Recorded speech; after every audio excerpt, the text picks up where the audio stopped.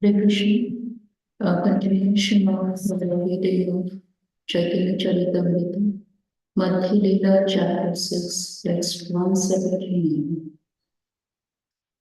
Translation. If one tries to explain the Vedic literature in a different way, he is indulging in imagination. Any interpretation of the self-evident Vedic version is simply imaginary purport. When a conditioned soul is purified, he is called a devotee. A devotee has his relationship only with the Supreme Personality of Godhead, and his only occupational duty is to execute in devotional service to satisfy the Lord. This service is rendered through the Lord's representative, the spiritual master. Yasya deve parabhaktir yatha deve yatha guru. When the devotee executes devotional service properly, he attains the highest perfection of the love of Godhead. Sārvabhauma paro dharmo yato bhaktir adhokshajim. The ultimate goal of understanding the Vedas is to be elevated to the platform of rendering loving service to the Lord. The Mayavadi philosophers, however, consider the central point of relationship to be the impersonal Brahman, the function of the living entity to be the acquisition of knowledge of Brahman, resulting in detachment from material activity, and the ultimate goal of life is to be the ultimate goal of life is to be liberation or merging into the existing of the Supreme. All of this, however, is simply due to the imagination of the conditioned soul. It simply opposes him to material activities. One should always remember that all Vedic literatures are self evident. No one is allowed to interpret the Vedic verses. If one does so, he indulges in imagination and has no value.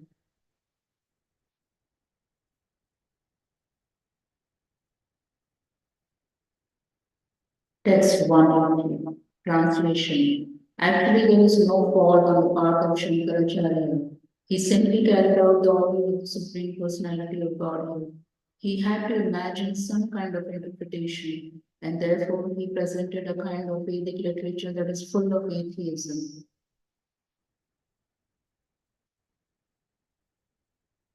Text 181 Translation. Quote. Addressing Lord Shiva, the Supreme Personality of Godhead, said, please make the general populace averse to me by imagining your own interpretation of the Vedas. Also cover me in such a way that people will take more interest in advancing material civilization just to propagate a population bereft of spiritual knowledge. Purport. This quotation from Padma Purana. This is a quotation from the Padma Purana Uttarakhand 62.31.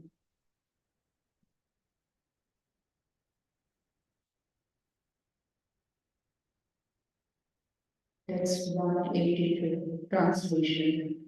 Quote. Lord Divine Form God is the superintendent of this material world. In the age of Kali, I take the form of the Brahman and explain the Vedas through false scripture in an atheistic way, similar to Buddhist philosophy. Close quote. Purport. The word Brahmana Murtina in this verse refers to the founder of Mayavada philosophy, Shankaracharya, who was born in the Malabar district of southern India. Mayavada philosophy states that the Supreme Lord, the living entity, and the cosmic manifestation are all transformations of illusionary energy. To support this atheistic theory, the Mayavadis cite false scriptures, which make people bereft of transcendental knowledge and addicted to fruitive activities and mental speculation.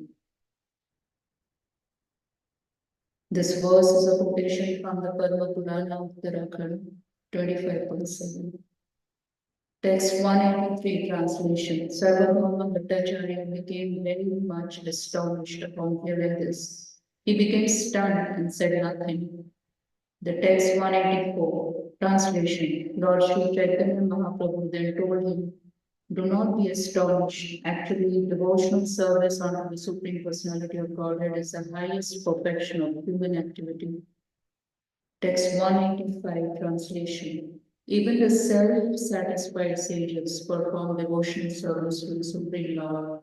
Such are the transcendental qualities of the Lord. They are full of inconceivable spiritual potency.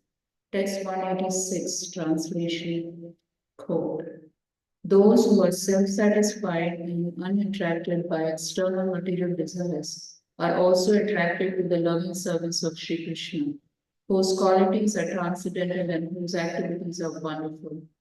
Hari, the personality of Godhead, is called Krishna because he has such transcendentally attractive features. Close quote. Purport. This is a famous Atmarama verse in Bhagavad Gita, Bhagavatam 1.7.10. I got the phrases in the comment video. Text 187, translation. After hearing the Atmarama verse, Sārvabhauma Bhaṭṭācārya addressed Sri Caitanya Mahāprabhu. My dear sir, please explain this verse. I have a great desire to hear from your explanation of it. Close quote. Text 188, translation. The Lord replied, quote, first let me hear your explanation. After that, I shall try to explain what little I know. Close quote. Text 189, translation. Sārvabhauma Bhaṭṭācārya thus began to explain the Atmarama verse. And according to the principles of logic, he put forward various propositions. Text 190, translation. The Bhaṭṭācārya explained the Atmarama verse in 9 different ways on the basis of scripture. After hearing this explanation, Sri Caitanya Mahāprabhu, smiling a little, began to speak. Purport. The Atmarama verse was discussed at Naimisharanya at a meeting of many great sages, headed by Shaunaka Rishi. They questioned Srila Sutta Goswami, who presided at the meeting, about why Srila Sukadeva Goswami, a Paramahamsa, already in the transcendental position, was attracted to a discussion of the qualities of Krishna. In other words, they wanted to know why Sri Sukadeva Goswami engaged in the study of Srimad Bhagavatam. Text 191, translation. Sri Caitanya Mahāprabhu said, my dear Bhaṭṭācārya, you are exactly like Prajapati, the priest of the heavenly kingdom. Indeed, no one within this world has the power to explain the scriptures in such a way. Text 192, translation. My dear Bhaṭṭācārya, you have certainly explained this verse by the promise of your vast learning, but you should know that beside this following explanation, there is another purport to this verse.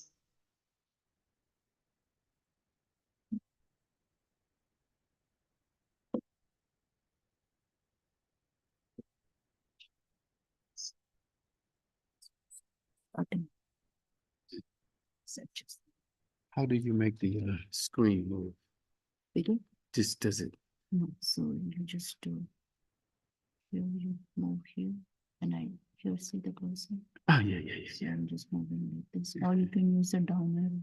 Okay. Oh, you can. You just put the cursor here, Okay. and you can just move it down. Oh, yeah.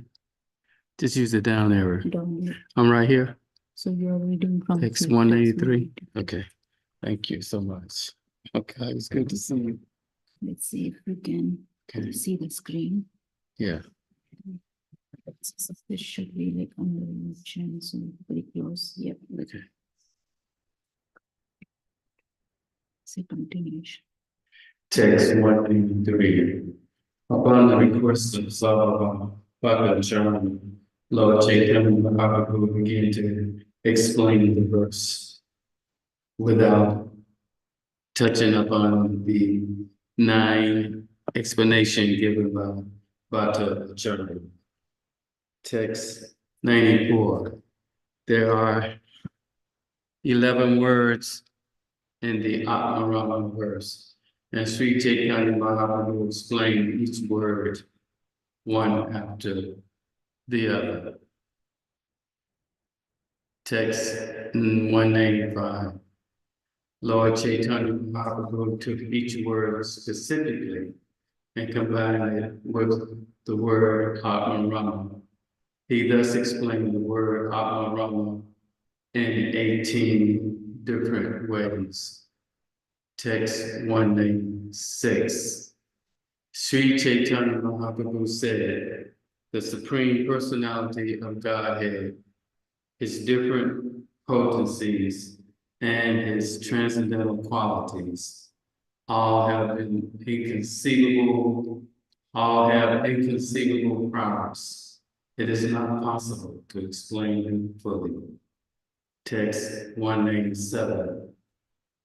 These 3 items attract the mind of a perfect student engaged in spiritual activities and overcome all other processes of spiritual activity.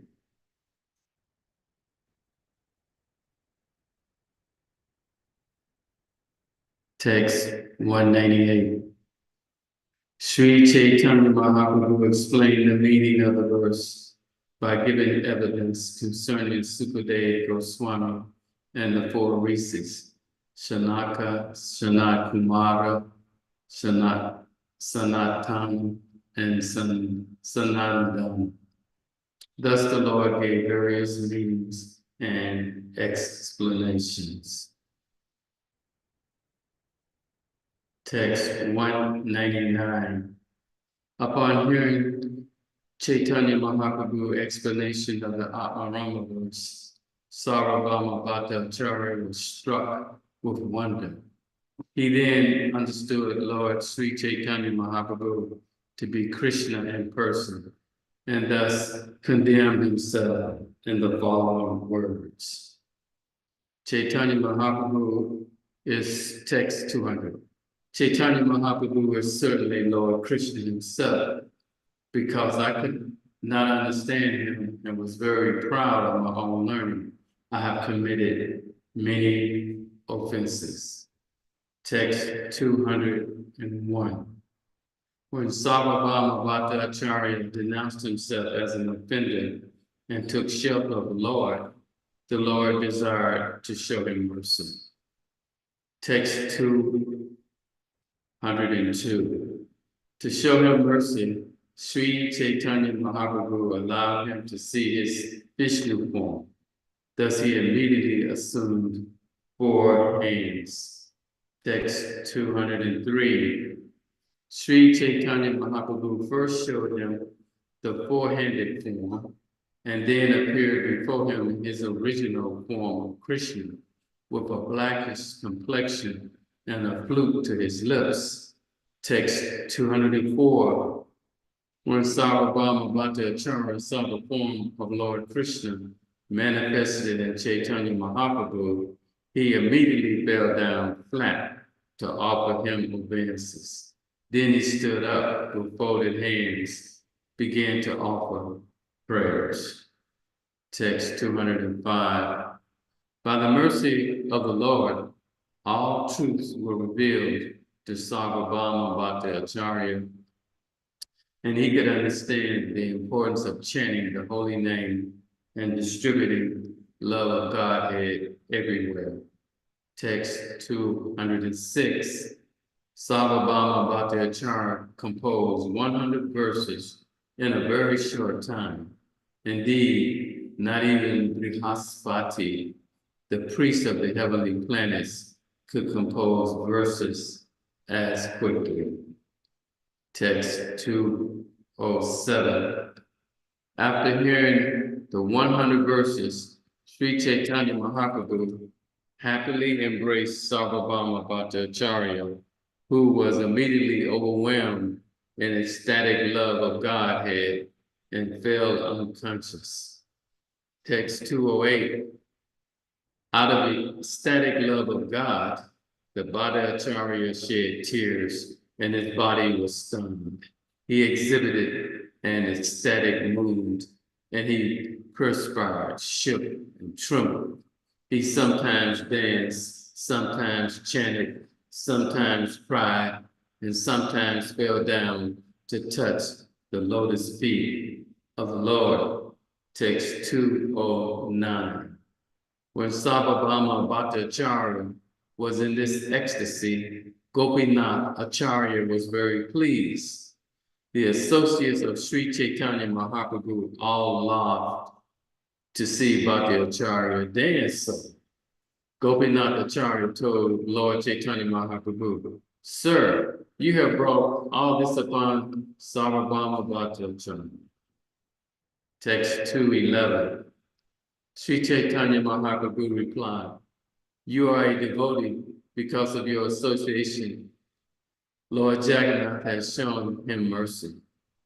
After this, text 212. After this, Sri Chaitanya Mahāprabhu pacified the Bhaṭṭācārya, and when he was quiet, he offered many prayers to the Lord. Text 213. Sārvabhauma Bhaṭṭācārya said, "My dear sir, you have delivered the entire world, but that is not a very great task. However, you have also delivered me, and that is certainly the work of very wonderful powers." Text 214. I have become dull-headed due to reading too many books on logic. Consequently, I have become like an iron bar. Nonetheless, you have melted me, and therefore your influence is very great. Text 215. After hearing the prayers offered by Sārvabhauma Bhaṭṭācārya, Sri Caitanya Mahāprabhu returned to his residence, and the Bhaṭṭācārya, through Gopinath Acharya, induced the Lord to accept lunch there. Text 216. Early the following morning, Sri Chaitanya Mahāprabhu went to see Lord Jagannath in the temple, and he saw the Lord rise from his bed. Text 217. The priest there presented him with garlands and prasada that had been offered to Lord Jagannath. This pleased Chaitanya Mahāprabhu very much. Text 218. Carefully tying the prasadam and garlands in the cloth, Chaitanya Mahāprabhu hastened to the home of Sārvabhauma Bhaṭṭācārya. Text 219. He arrived at the Bhaṭṭācārya's house a little before sunrise, just when the Bhaṭṭācārya was arising from bed. Text 220. As Sārvabhauma Bhaṭṭācārya arose from bed, he distinctly chanted, "Krishna, Krishna." Lord Chaitanya was very pleased to hear him chant the holy name of Krishna. Text 221. The Bhaṭṭācārya noticed Sri Chaitanya Mahāprabhu outside, and with great haste, he went to him and offered prayers unto his lotus feet. Text 222. The Bhaṭṭācārya offered a carpet for the Lord to sit upon, and both of them sat there. Then Sri Chaitanya Mahāprabhu opened the prasadam and placed it in the hands of the Bhaṭṭācārya. At that time, text 223, at that time, the Bhaṭṭācārya had not even washed his mouth, nor had he taken his bath or finished his morning duties. Nonetheless, he was very pleased to receive the prasadam of Lord Jagannath. Text 224. By the mercy of Sri Chaitanya Mahāprabhu, all the dullness in the mind of Sārvabhauma Bhaṭṭācārya was eradicated. After reciting the following two verses, he ate the prasadam offered to him. Text 225. The Bhaṭṭācārya said, one should eat the Mahaprasadam of the Lord immediately upon receiving it, even though it is dried up, stale, or brought from a distant country. One should consider neither time nor place. Text 226. The prasadam of Lord Krishna is to be eaten by gentlemen as soon as it is received. There should be no hesitation. There are no regulative principles concerning time and place. This is the order of the Supreme Personality of Godhead. Text 227. Sri Caitanya Mahāprabhu was very pleased to see this. He became ecstatic in love of Godhead and embraced Sārvabhauma Bhaṭṭācārya. Text 228. The Lord and the servant embraced each other and began to dance. Simply by touching each other, they became ecstatic. Text 229. As they danced and embraced, spiritual symptoms manifested in their bodies. They perspired, trembled, and shed tears, and the Lord began to speak in his ecstasy. Text 230. Sri Caitanya Mahāprabhu said, today I have conquered the three worlds very easily. Today I have ascended to the spiritual world. Text 231. Caitanya Mahāprabhu continued, I think that today all my desires have been fulfilled because I see that Sārvabhauma Bhaṭṭācārya has acquired faith in the Mahaprasadam of Lord Jagannath. Text 232. Indeed, today you have undoubtedly taken shelter of the lotus feet of Krishna, and Krishna, without reservation, has become very merciful toward you. Text 233. My dear Bhaṭṭācārya, today you have been released from the material bondage and the bodily conception of life. You have cut to pieces the shackles of the illusory energy. Text 234. Today, your mind has become fit to take shelter of the lotus feet of Krishna because, surpassing the Vedic regulative principles, you have eaten the remnants of the food offered to the Lord. Text 235. When a person takes shelter of the lotus feet of the Supreme Personality of Godhead without reservation, the unlimited, merciful Lord bestows his causeless mercy upon him. Thus he can pass over the insurmountable ocean of nescience. Those whose intelligence is fixed in the bodily conception, who think, I am this body, are fit food for dogs and jackals.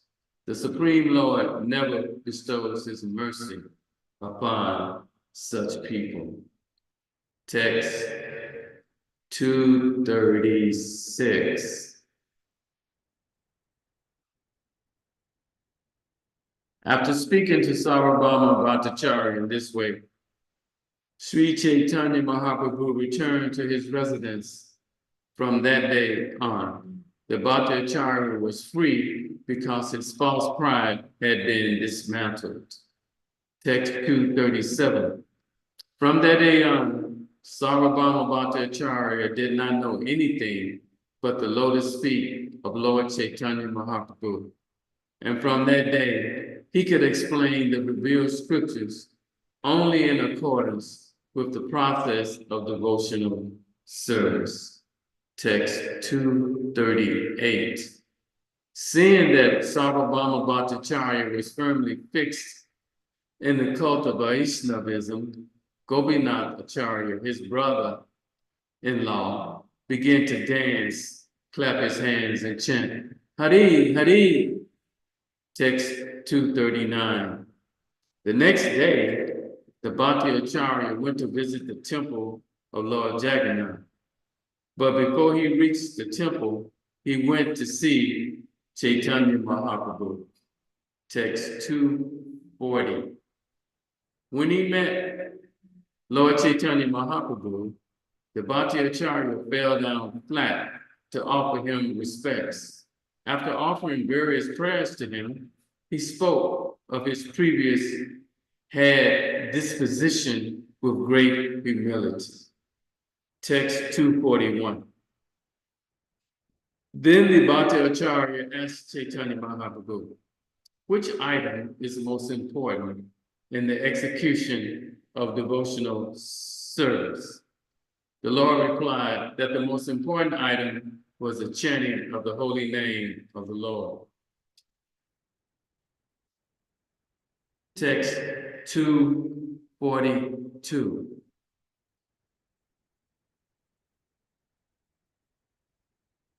In this age of quarrel and hypocrisy, the only means of deliverance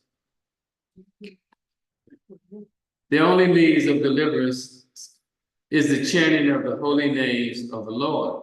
There is no other way. There is no other way. There is no other way. Text 243. Sri Caitanya Mahāprabhu very elaborately explained the Harinam verse of the Brihan Naradiya Purana. And Sārvabhauma Bhaṭṭācārya was struck with wonder to hear his explanation. Gopinathacharya reminded Sārvabhauma Bhaṭṭācārya, my dear Bhaṭṭācārya, what I foretold to you has now taken place. Text 245. Offering his obeisance to Gopinathacharya, the Bhaṭṭācārya said, because I am related to you, and you are a devotee, by your mercy, the Lord has shown mercy to me. Text 246.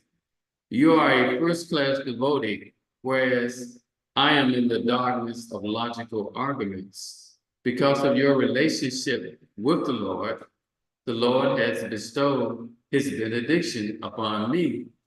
Text 247. Sri Caitanya Mahāprabhu was very pleased with this humble statement.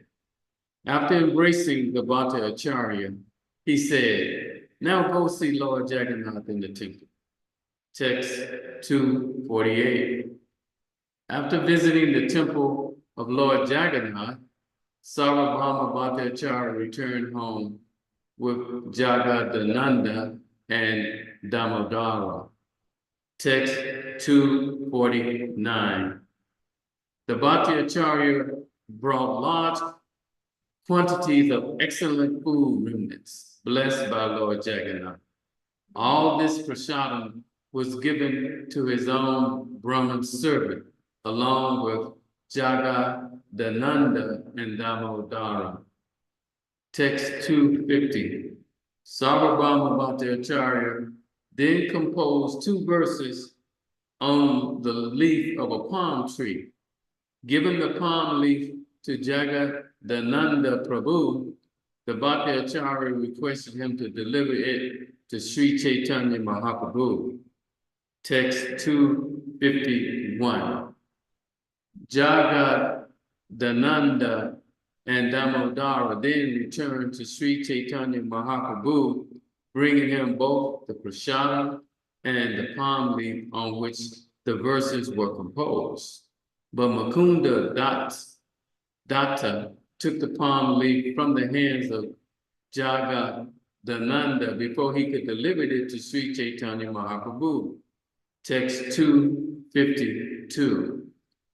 Mukunda Datta then copied the 2 verses on the wall outside the room. After this, Jagadananda took the palm leaf from Mukunda Datta and delivered it to Lord Caitanya Mahāprabhu. Text 253. As soon as Lord Caitanya Mahaprabhu read the two verses, he immediately tore up the palm leaf. However, all the devotees read these verses on the outside of the wall, and they all kept them within their hearts. The verses read as follows, text 254. Let me take shelter of the Supreme Personality of Godhead, Sri Krishna, who has descended in the form of Lord Caitanya Mahaprabhu to teach us real knowledge. His devotional service and detachment from whatever does not foster Krishna consciousness. He has descended because he is an ocean of transcendental mercy. Let me surrender unto his lotus feet. Text 255. Let my consciousness, which is like a honeybee, take shelter of the lotus feet of the Supreme Personality of Godhead, who has just now appeared as Sri Krishna Chaitanya Mahaprabhu to teach the ancient system of devotional service to himself. This system had almost been lost due to the influence of time. Text 256. These two verses composed by Sārvabhauma Bhaṭṭācārya will always declare his name in fame as loudly as a pounding drum, for they have become pearl necklaces around the neck of all devotees. Text 257. Indeed, Sārvabhauma Bhaṭṭācārya became an unalloyed devotee of Caitanya Mahaprabhu. He did not know anything but the service of the Lord. Text 258. The Bhaṭṭācārya always chanted the holy name of Sri Krishna Chaitanya, son of Mother Sachi and reservoir of all good qualities. Indeed, chanting the holy name became his meditation. Text 259. One day, Sārvabhauma Bhaṭṭācārya came before Caitanya Mahaprabhu, and after offering obeisances, began to recite a verse. Text 260. He began to quote one of Lord Brahma's prayers from Srimad Bhagavatam, but he changed two syllables at the end of the verse. Text 261.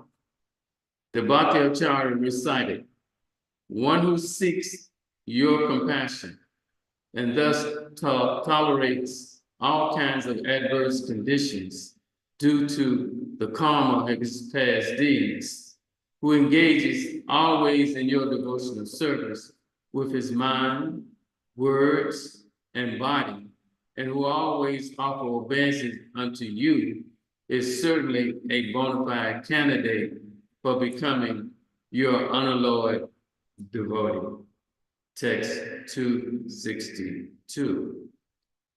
Sri Caitanya Mahaprabhu immediately pointed out, in that verse the word is mukti pade, but you have changed it to bhakti pade. What is your intentions? Text 263.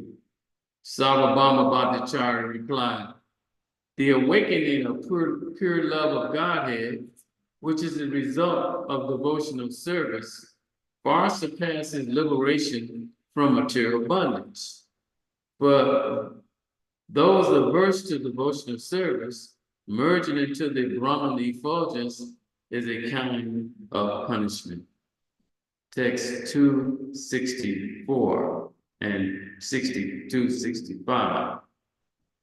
The Bhaṭṭācārya continued, the impersonalists who do not accept the transcendental form of Lord Sri Krishna and the demons who are always engaged in blaspheming and fighting with him are punished by being merged into the Brahman effulgence.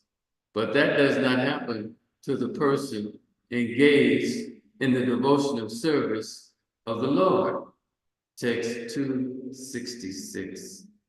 There are 5 kinds of liberation: Shalokya, Shamipiya,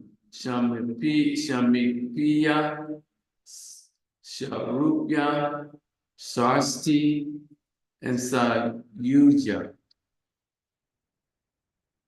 Text 267. If there is a chance to serve the Supreme Personality of Godhead, a pure devotee sometimes accepts the Shalokya, Sharupya, and Samikya or Sarsti forms of liberation, but never Sayuja. Text 268. A pure devotee does not like even to hear about Satyuja Mukti, which inspires him with fear and hatred. Indeed, the pure devotee would rather go to hell than merge into the effulgence of the Lord. Text 269. Sārvabhauma Bhaṭṭācārya continued. There are 2 kinds of Satyuja Mukti: merging into the Brahman effulgence and merging into the personal body of the Lord. Merging into the Lord's body is even more abominable than merging into his effulgence. Text 270.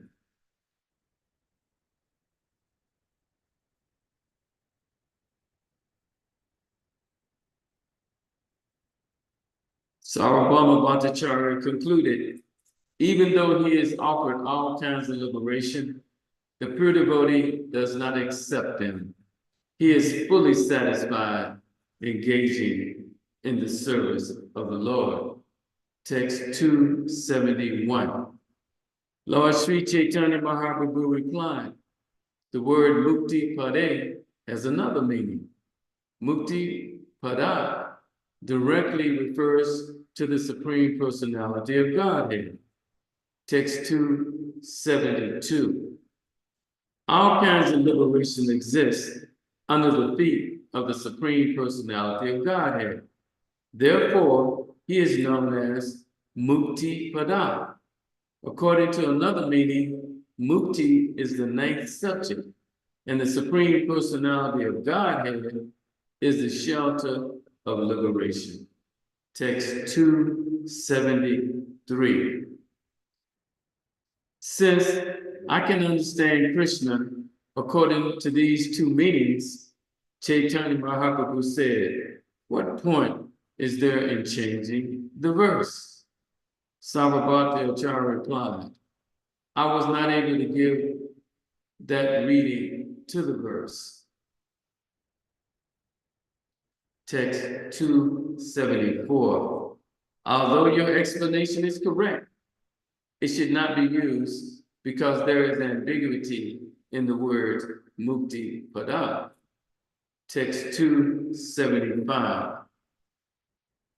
The word mukti refers to 5 kinds of liberation, but its direct meaning usually conveys the idea of becoming one with the Lord. Text 276. The very sound of the word mukti immediately induces hate and fear. But when we say the word bhakti, we naturally feel transcendental bliss within the mind. Text 277. Upon hearing this explanation, the Lord began to laugh and with great pleasure, immediately embraced Sārvabhauma Bhaṭṭācārya very firmly. Text 278. Indeed, that very person who had been accustomed to reading and teaching Mayavadi philosophy was now even hating the word mukti. This was possible only by the mercy of Sri Caitanya Mahaprabhu. Text 279. As long as it does not turn iron into gold by its touch, no one can recognize an unknown stone to be a touchstone. Text 280. Upon seeing transcendental Vaishnavism in Sārvabhauma Bhaṭṭācārya, everyone could understand that Lord Caitanya was none other than Krishna, the son of Nanda Maharaj. Text 281. After this incident, all the inhabitants of Jagannath Puri, headed by Kasi Mishra, came to take shelter of the lotus feet of the Lord. Text 282. Later I shall describe how Sārvabhauma Bhaṭṭācārya always engaged in the service of the Lord. Text 283. I shall also describe in full detail how Sārvabhauma Bhaṭṭācārya perfectly rendered service to Sri Caitanya Mahāprabhu by offering him alms. Text 284 and 285. If one hears with faith and love these pastimes concerning Lord Caitanya Mahāprabhu meeting with Sārvabhauma Bhaṭṭācārya, he very soon is freed from the net of speculation and fruitive activity and attains the shelter of Sri Caitanya Mahāprabhu lotus feet. Text 286. Praying at the lotus feet of Sri Rupa and Sri Radhanath, always desiring their mercy, I, Krishna Das, narrate Sri Caitanya Charitamrta, following in their footsteps.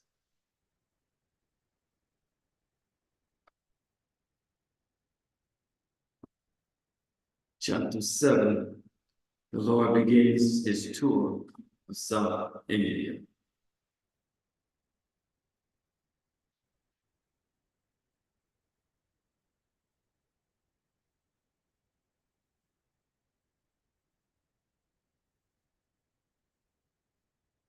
Text 1. Lord Caitanya Mahāprabhu, being very compassionate toward a Brahmin named Vasudeva, cured him of leprosy. He transformed him into a beautiful man satisfied with devotional service. I offer my respectful obeisances unto the glorious Lord Sri Caitanya Mahāprabhu. Text 2. All glories to Lord Caitanya Mahāprabhu. All glories to Lord Nityananda Prabhu. All glories to Advaita Acharya. And all glories to all the devotees of Lord Caitanya. Text 3. After delivering Sārvabhauma Bhaṭṭācārya, the Lord desired to go to South India to preach. Text 4. Sri Caitanya Mahāprabhu accepted the renounced order during the waxing fourth night of the month of Madhya. During the following month, Phalguna, he went to Jagannath Puri and resided there. Text 5.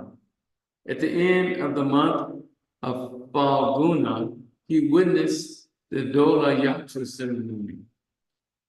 And in his usual ecstatic love of God, he chanted and danced in various ways on the occasion. Text 6. During the month of Chaitra, while living in Jagannath Puri, the Lord delivered Sārvabhauma Bhaṭṭācārya. And at the beginning of the next month, Vaisakha, he decided to go to South India. Text 7 and 8. Sri Caitanya Mahāprabhu called all his devotees together and holding them by the hand, humbly informed them, "You are all more dear to me than my life. I can give up my life, but to give you up is difficult for me." Text 9. You are all my friends, and you have properly executed the duties of friends by bringing me here to Jagannath Puri and giving me the chance to see Lord Jagannath in the temple. Text 10. I now beg all of you for one bit of charity. Please give me permission to leave for a tour of South India. Text 11. I shall go to search out Visvarupa. Please forgive me, but I want to go alone. I do not wish to take anyone with me. Text 12. Until I return from Setu Banda, all you dear friends should remain at Jagannath Puri. Text 13. Knowing everything, Sri Caitanya Mahāprabhu was aware that Visvarupa had already passed away. A pretense of ignorance was necessary, however, so that he could go to South India and liberate the people there. Text 14. Upon hearing this message from Sri Caitanya Mahāprabhu, all the devotees became very unhappy and remained silent with sullen faces. Text 15. Nityananda Prabhu then said, how is it possible for you to go alone? Who can tolerate this? Text 16. Let one or two of us go with you. Otherwise, you may fall into the clutches of thieves and rogues along the way. They may be whomever you like, but two persons should go with you. Text 17. Indeed, I know all the paths to the different places of pilgrimage in South India. Just order me and I shall go with you. Text 18. The Lord replied, I am simply a dancer, and you are the wire puller. However, you pull the wires to make me dance. I shall dance in that way. Text 19. After accepting the sannyas order, I decided to go to Vrindavan, but you took me instead to the house of Advaita Prabhu. Text 20. While on the way to Jagannath Puri, you broke my sannyas staff. I know that all of you have great affection for me, but such things disturb my activities. Text 21. Jagannath wants me to enjoy bodily sense gratification, and out of fear, I do whatever he tells me. Text 22. If I sometimes do something against his desire, out of anger, he will not talk to me for 3 days. Text 23. Being a sannyas, I have a duty to lie down on the ground and take a bath 3 times a day, even during the winter. But Mukunda becomes very unhappy when he sees my severe austerities. Text 24. Of course, Mukunda does not say anything, but I know that he's very unhappy within. And upon seeing him unhappy, I become twice as unhappy. Text 25. Although I am in the renounced order of life, and Damodara is a Brahmacharya, he still keeps a stick in his hand just to educate me. Text 26. According to Damodara, I am still a neophyte as far as social etiquette is concerned. Therefore, he does not like my independent nature. Text 27. Damodar, Pandit, and others are more advanced in receiving the mercy of Lord Krishna. Therefore, they are independent of public opinion. As such, they want me to enjoy sense gratification, even though it be unethical. But since I am a poor sannyas, I cannot abandon the duties of the renounced order, and therefore I follow them strictly. Text 28. You should all therefore remain here in Nilachala for some days. while I fill the sacred places of pilgrimage alone. Text 29. Actually, the Lord was controlled by the good qualities of all the devotees. On the pretense of attributing faults, he tasted all these qualities. Text 30. No one can properly describe Lord Sri Caitanya Mahaprabhu's affection for his devotees. He always tolerated all kinds of personal unhappiness resulting from his acceptance of the renounced order of life. Text 31. The regulative principles observed by Caitanya Mahaprabhu were sometimes intolerable, and all the devotees became greatly affected by them. Although strictly observing the regulative principles, Caitanya Mahaprabhu could not tolerate the unhappiness of his devotees. Text 32.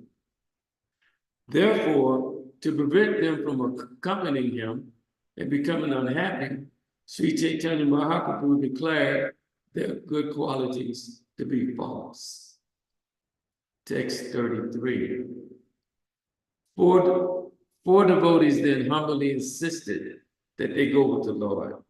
But Sri Caitanya Mahaprabhu, being the independent, supreme personality of Godhead, did not accept their requests. Text 34. Thereupon, Lord Nityananda said, whatever you order is my duty, regardless of whether it results in happiness or unhappiness. Text 35. Yet, I still submit one petition to you. Please consider it, and if you think it proper, please accept it. Text 36. You must take with you a loincloth, external clothes, and a water pot. You should take nothing more than this. Text 37. Since your two hands will always be engaged in chanting and counting the holy names, how will you be able to carry the water pot and external garments? Text 38.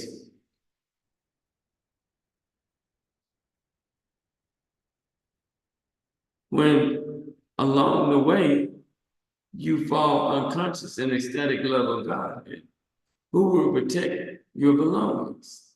The water pot, garments, and so forth. Text 39.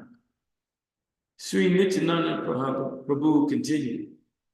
Here is a simple Brahmin named Krishnadas. Please accept him and take him with you. That is my request. Text 40. He will carry your water pot and garments. You may do whatever you like. He will not say a word. Text 41.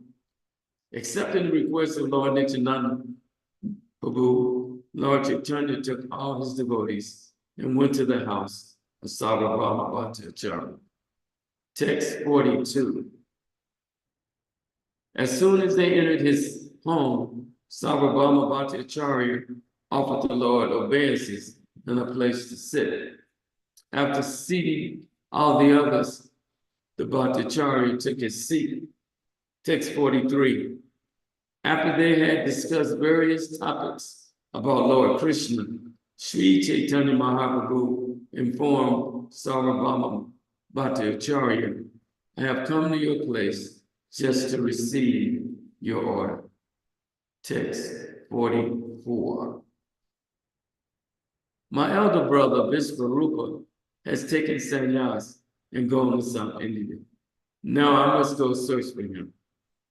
Text 45. Please permit me to go, for I must to South India with your permission. I shall soon return very happily. Text 46. Upon hearing this, Sārvabhauma Bhaṭṭācārya became very much agitated.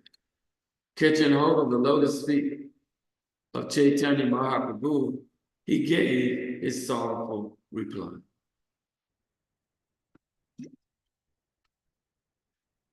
Text 47. After many births, due to some pious activities, I got your association. Now Providence is breaking this invaluable association. Text 48. If a thunderbolt falls on my head, or if my son dies, I can tolerate it. But I cannot endure the unhappiness of separation from you. Text 49. My dear Lord, you are the independent, supreme personality of God. Certainly you will depart. I know that. Still, I ask you to stay here a few days more so that I can see your lotus feet. Text 50. Upon hearing Sārvabhauma Bhaṭṭācārya request, Caitanya Mahāprabhu relented. He stayed a few days longer and did not depart. Text 51. The Bhaṭṭācārya eagerly invited Lord Caitanya Mahāprabhu to his home and fed him very nicely. Text 52. The Bhaṭṭācārya's wife, whose name was Mata, the mother of Sati, did the cooking. The narration of these pastimes are very wonderful. Text 53. Later I should tell about this in elaborate detail, but at present I wish to describe Sri Caitanya Mahaprabhu's South India tour. Text 54. After staying 5 days at the home of Sārvabhauma Bhaṭṭācārya, Sri Caitanya Mahaprabhu personally asked his permission to depart for South India. Text 55. After receiving the Bhaṭṭācārya permission, Lord Caitanya Mahaprabhu went to see Lord Jagannath in the temple. He took the Bhaṭṭācārya with him. Text 56. Seeing Lord Jagannath, Sri Caitanya Mahaprabhu also begged his permission. The priest then immediately delivered prasadam and a garland to Lord Caitanya. Text 57. Thus receiving Lord Jagannath's permission in the form of a garland, Sri Caitanya Mahaprabhu offered obeisances, and then in great jubilation, he prepared to depart for South India. Text 58.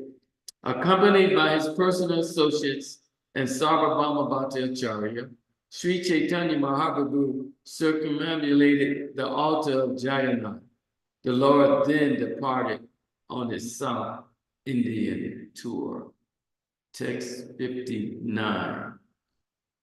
When the Lord was going along the path of Lanatha, which was located on the seashore, Sārvabhauma Bhaṭṭācārya gave the following orders to Gopinath Acharya.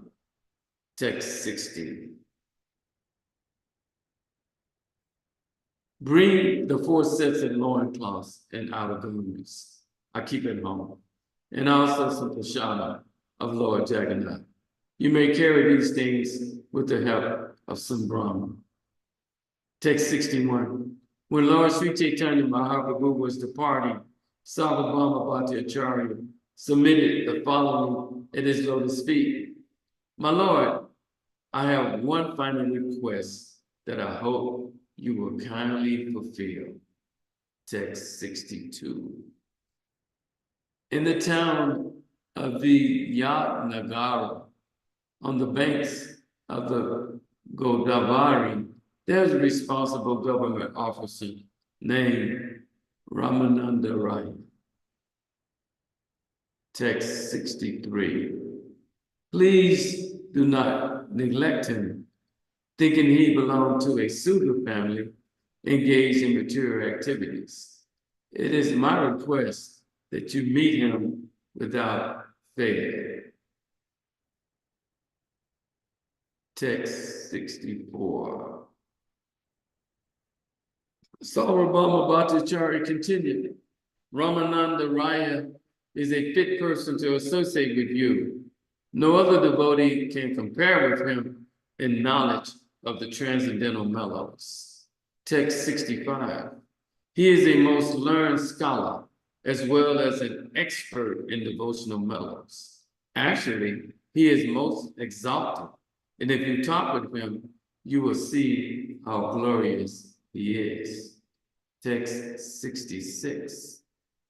I could not realize when I first spoke with Rāmānanda Rāya that his topic and endeavors were all transcendentally uncommon. I made fun of him simply because he was a Vaishnava.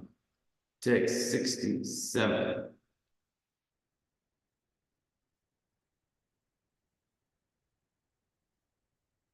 The Bhaṭṭācārya said, by your mercy, I can now understand the truth about Rāmānanda Rāya. In talking with him, you also will acknowledge his greatness. Text 68. Lord Sri Caitanya Mahāprabhu accepted Sārvabhauma Bhaṭṭācārya's request that he meet Rāmānanda Rāya. Bidding Sārvabhauma farewell, the Lord embraced him. Text 69. Sri Caitanya Mahāprabhu asked the Bhaṭṭācārya to bless him while he engaged in the devotional service of the Lord Krishna's at home. Sri Caitanya Mahāprabhu asked the Bhaṭṭācārya to bless him while he engaged in the devotional service of Lord Krishna at home, so that by Sārvabhauma's mercy, the Lord could return to Jagannath Puri. Text 70.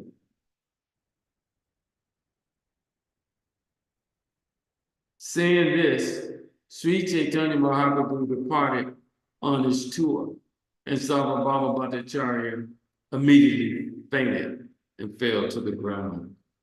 Text 71. Although Sārvabhauma Bhaṭṭācārya fainted, Sri Caitanya Mahāprabhu did not take notice of him. Rather, he left quickly. Who can understand the mind and intentions of Sri Caitanya Mahāprabhu? Text 72. This is the nature of the mind of an uncommon personality. Sometimes it is soft like a flower, but sometimes it is hard as a thunderbolt. Text 73. The hearts of those above common behavior are sometimes harder than a thunderbolt, and sometimes softer than a flower. How can one accommodate such contradictions in great personalities? Text 74. Lord Nityananda Prabhu raised Sārvabhauma Bhaṭṭācārya with the help of his men, saw him to his home. Text 75. Immediately, all the devotees came and partook of Sri Caitanya Mahaprabhu's company. Afterwards, Gopinathacharya came with the garments and prasada. Text 76.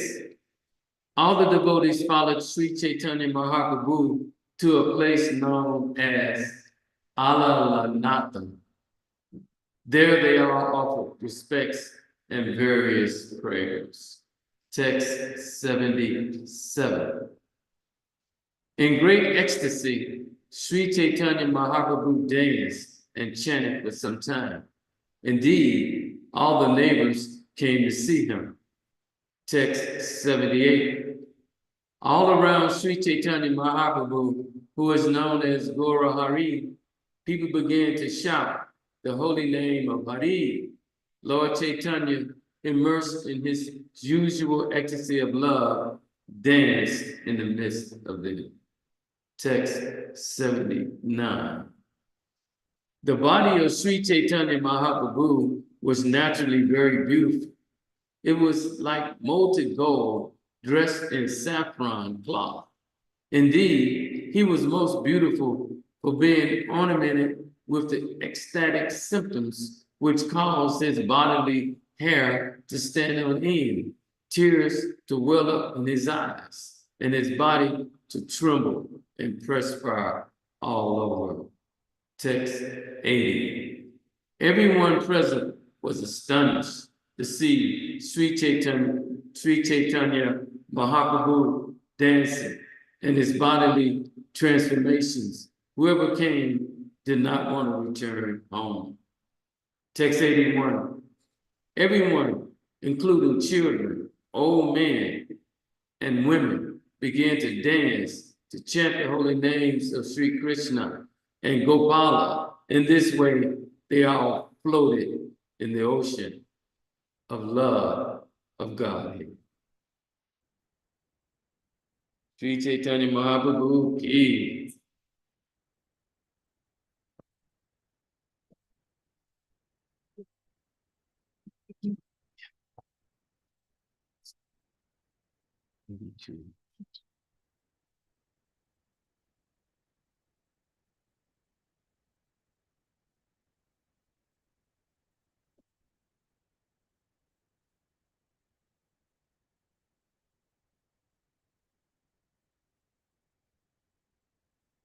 Text 82, translation.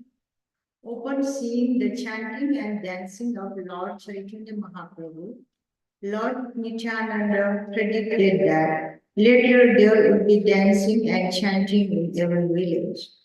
Purport. This prediction of Sri Nityananda Prabhu's is applicable not only in India, but also all over the world. That is now happening by His grace. The members of the International Society for Krishna Consciousness are now traveling from one village to another in the Western countries and even carrying the deity with them.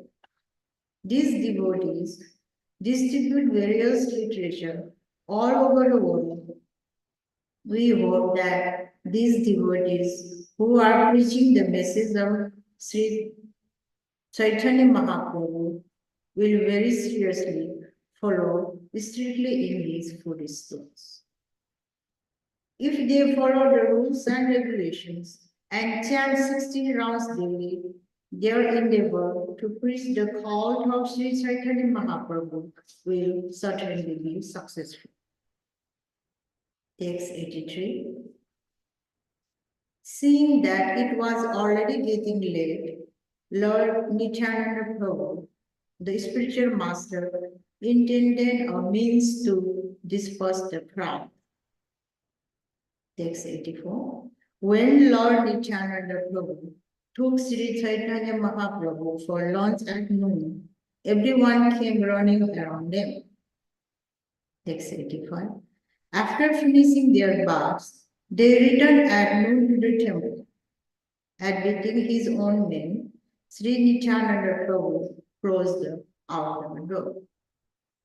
Text 86.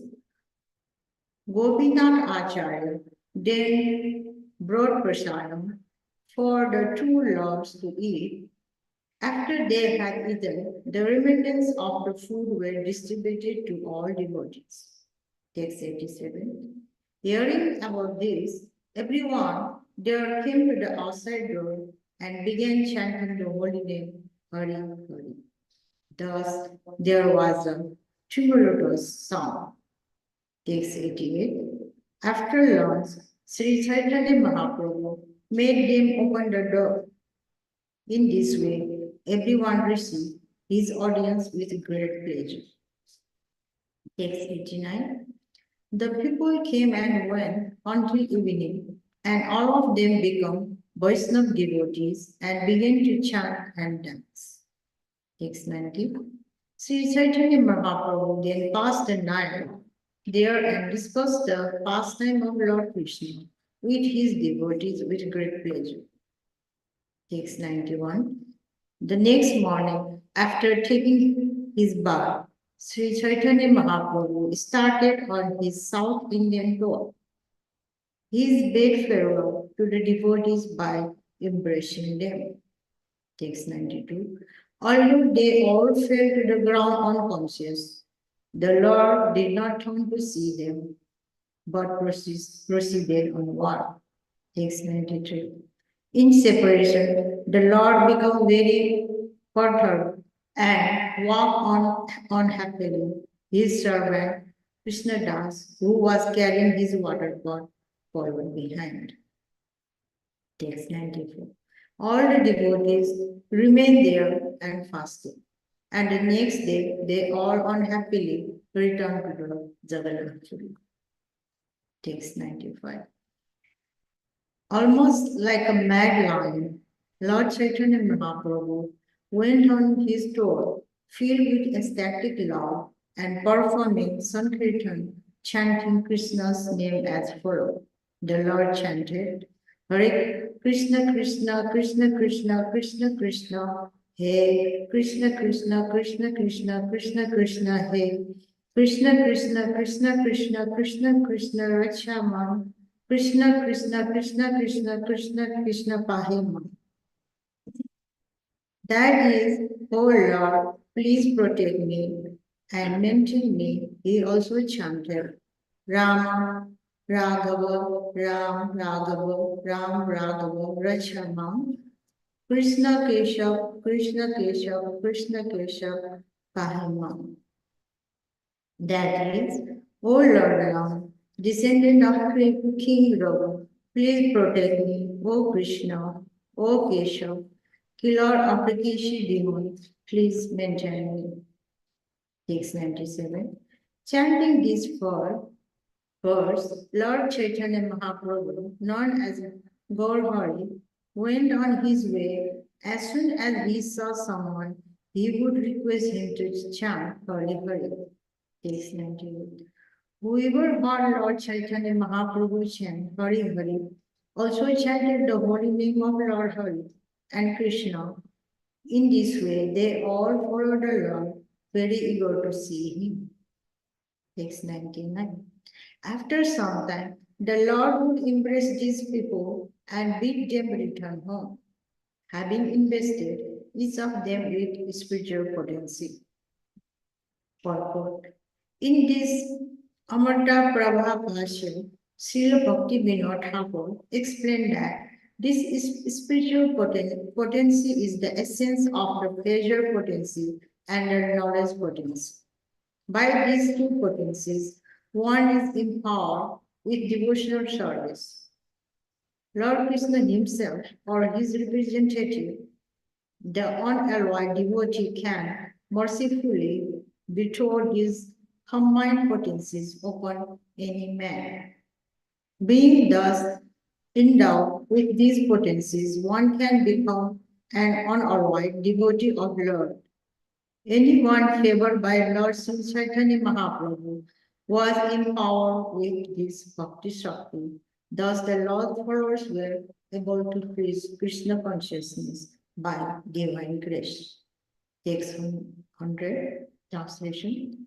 Each of these empowered person would return to his own village, always chanting the holy name of Krishna, and sometimes laughing, crying, and dancing.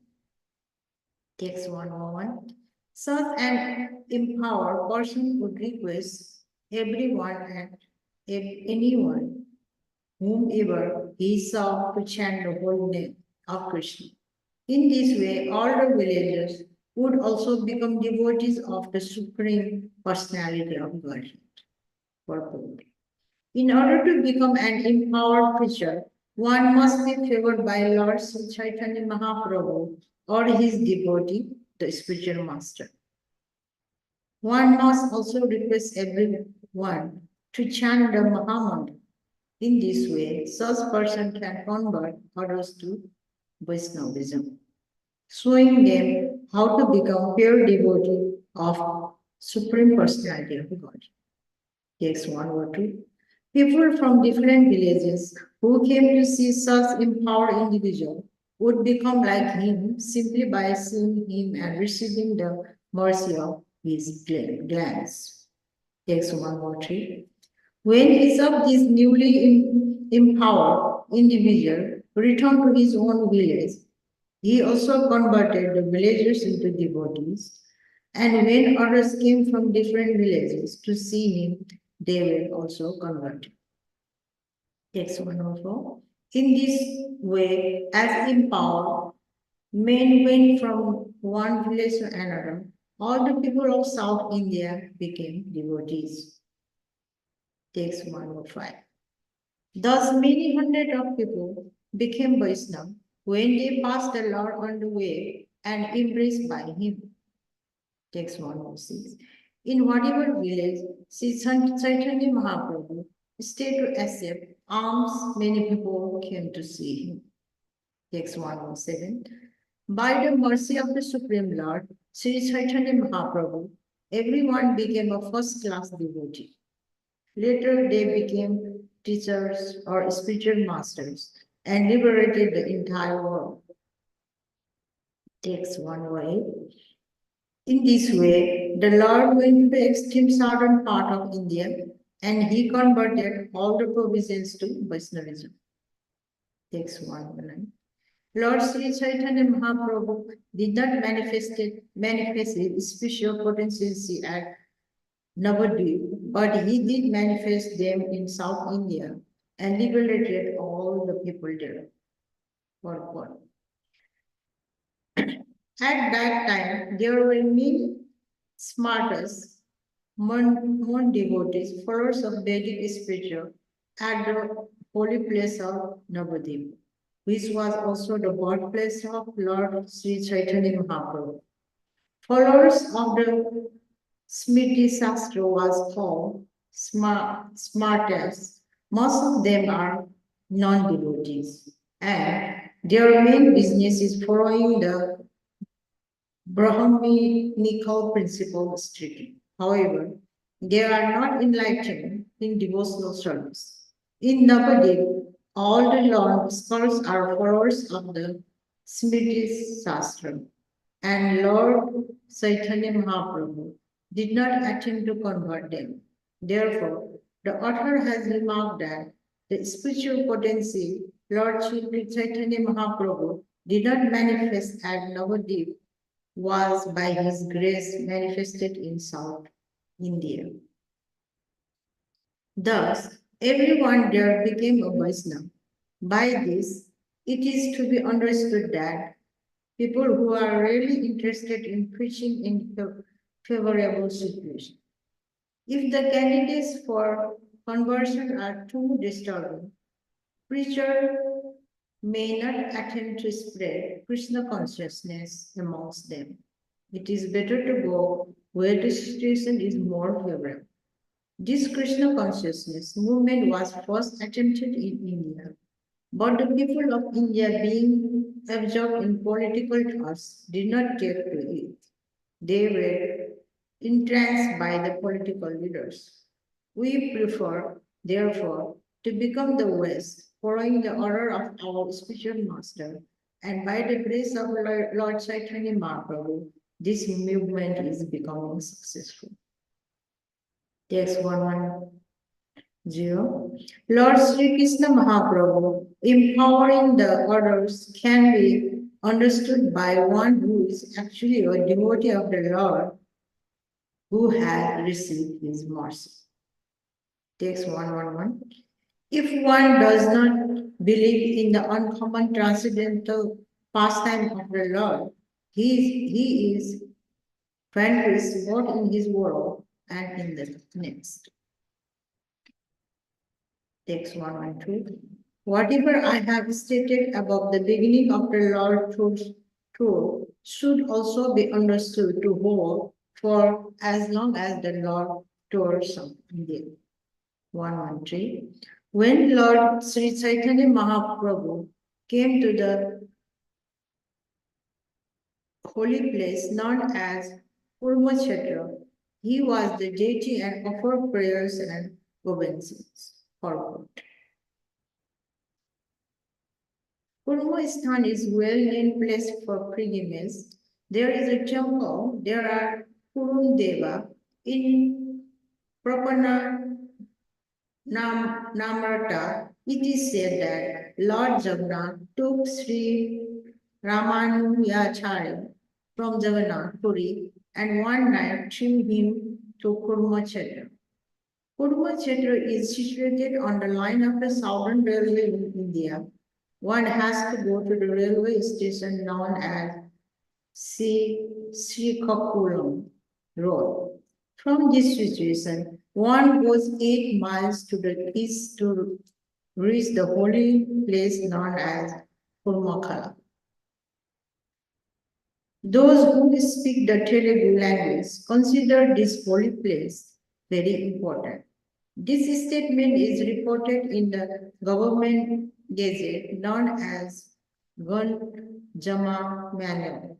There is the deity of the Kurma there, and as mentioned above, Sri Rāmānanda was known for Jagannath Puri to this place.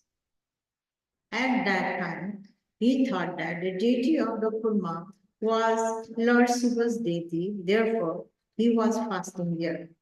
Later, when he understood that Kurma Murti was another form of Lord Vishnu, he instituted very gorgeous worship of Lord Kurma. This statement is found in Prapanamrita, chapter 36. The holy place of Kurmakshetra or Kurmasthan was actually re-established by Sri Pada Rāmānanda. Under the influence of Lord Jagannath Dev at Jagannath Puri, later the temple came under the jurisdiction of the king of Vijayanagara. The deity was worshipped by the Vaishnavas of the Madhya Sampradaya. In the temple, there are some inscriptions said to be written by Sri Narahari Tirtha, who was in the disciplic succession of Madhvacharya. Sri Bhakti Siddhanta Saraswati Thakur explained those inscriptions as follows. Sri Purushottam 80 appeared as the instructor of many Lord men. He was a very favorite devotee of Lord Vishnu. His preaching was accepted throughout the world with great respect, and by his power, the liberated man non-devotees with strong reason and logic. He initiated Ananda Tirtha and converted many foolish men to ascet, sannyas, and punished them with his rod. All his writing and words are very potent. He gave people devotional service to Lord Vishnu so they could be elevated to the liberation in the spiritual world. His instruction in the devotional service were able to elevate any man to the lotus feet of the Lord. Narahari Tirtha was also initiated by him and became the ruler of Kalinga province. Narahari Tirtha fought with the Sabaras who were Pandalas or the hunters and thus saved the temple of Puri. Narahari Tirtha was a very religious and powerful king. In the Sakha era, 1203, in the month of Vaishak, in the fortnight of the moon's waxing period, on the day of Ekadasi, Narahari Tirtha, dedicated to the holy name of Yaganand Narasimhadeva, the temple he has constructed on his order. The tablet is dated that very day, corresponding to the Saturday, March 29, 1281 AD. Text 114, translation. While at display, Lord Sri Caitanya Mahāprabhu was in his usual state of love of Godhead and was laughing, crying, dancing, and chanting. Everyone saw him as astonished. Text 115. After hearing of these wonderful occurrences, everyone came to see him there. When they saw the beauty of the Lord and his ecstatic condition, they were all struck with wonder. Text 116. Just by seeing Lord Chaitanya Mahaprabhu, everyone became a devotee. They began to chant Krishna and Hari and all the holy names. They all were immersed in a great ecstasy of love, and they began to dance, raising their arms. Text 117, translation. Always hearing them chant the holy names of Lord Krishna, the residents of all the other villages also became Vaishnava. Text 118.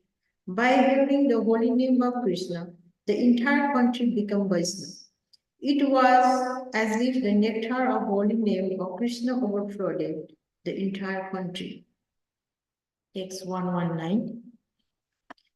After some time, when Lord Sri Chaitanya Mahaprabhu manifested his external consciousness, a priest of the Lord Kurma did give him various offerings. Text 120. Sri Chaitanya Mahaprabhu mode of preaching has already been explained, and I shall not repeat the explanation. In visible village, the Lord entered, his behavior was the same. Text 121. In one village, there was a Vedic Brahmin named Kurma. He invited Lord Chaitanya Mahaprabhu to his home with great respect of devotion. Text 112. This Brahmin brought Lord Chaitanya Mahaprabhu to his home, washed his lotus feet with his family members, drank that water. Text 123. With great affection and respect, that Kurma Brahman made of Sri Chaitanya Mahaprabhu eat all kinds of food. After that, the remains were shared by the members of the family. Text 124. The Brahman then began to pray, "O my Lord, your lotus feet are meditated upon by Lord Brahma, and these very lotus feet have sunk into my mouth." Text 125. My dear Lord, there is no limit to my great fortune. It cannot be described. Today my family, birth, and riches have all been gloried. Text 126. The Brahman begged Lord Chaitanya Mahaprabhu, my dear Lord, kindly show me favor and let me go with you. I can no longer tolerate the waves of misery caused by materialistic world, life.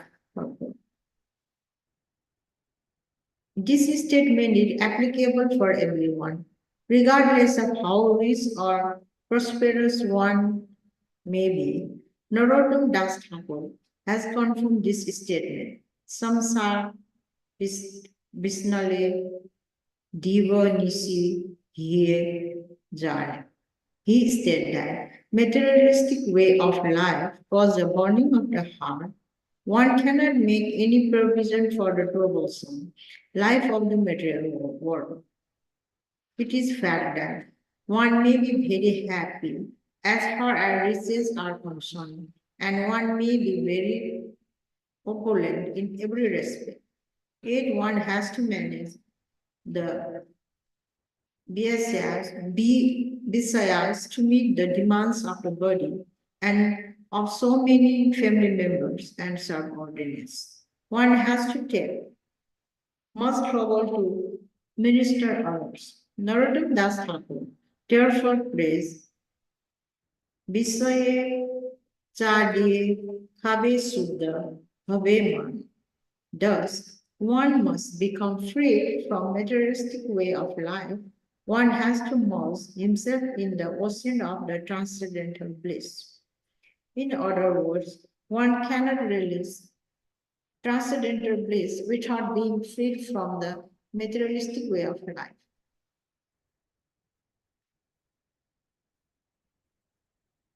It appears that the Brahman named Kurma was materially very happy, for his express his family tradition and Janma Dhan now being glorious. He wanted to leave all his material opulences. He wanted to travel with Sri Chaitanya Mahaprabhu.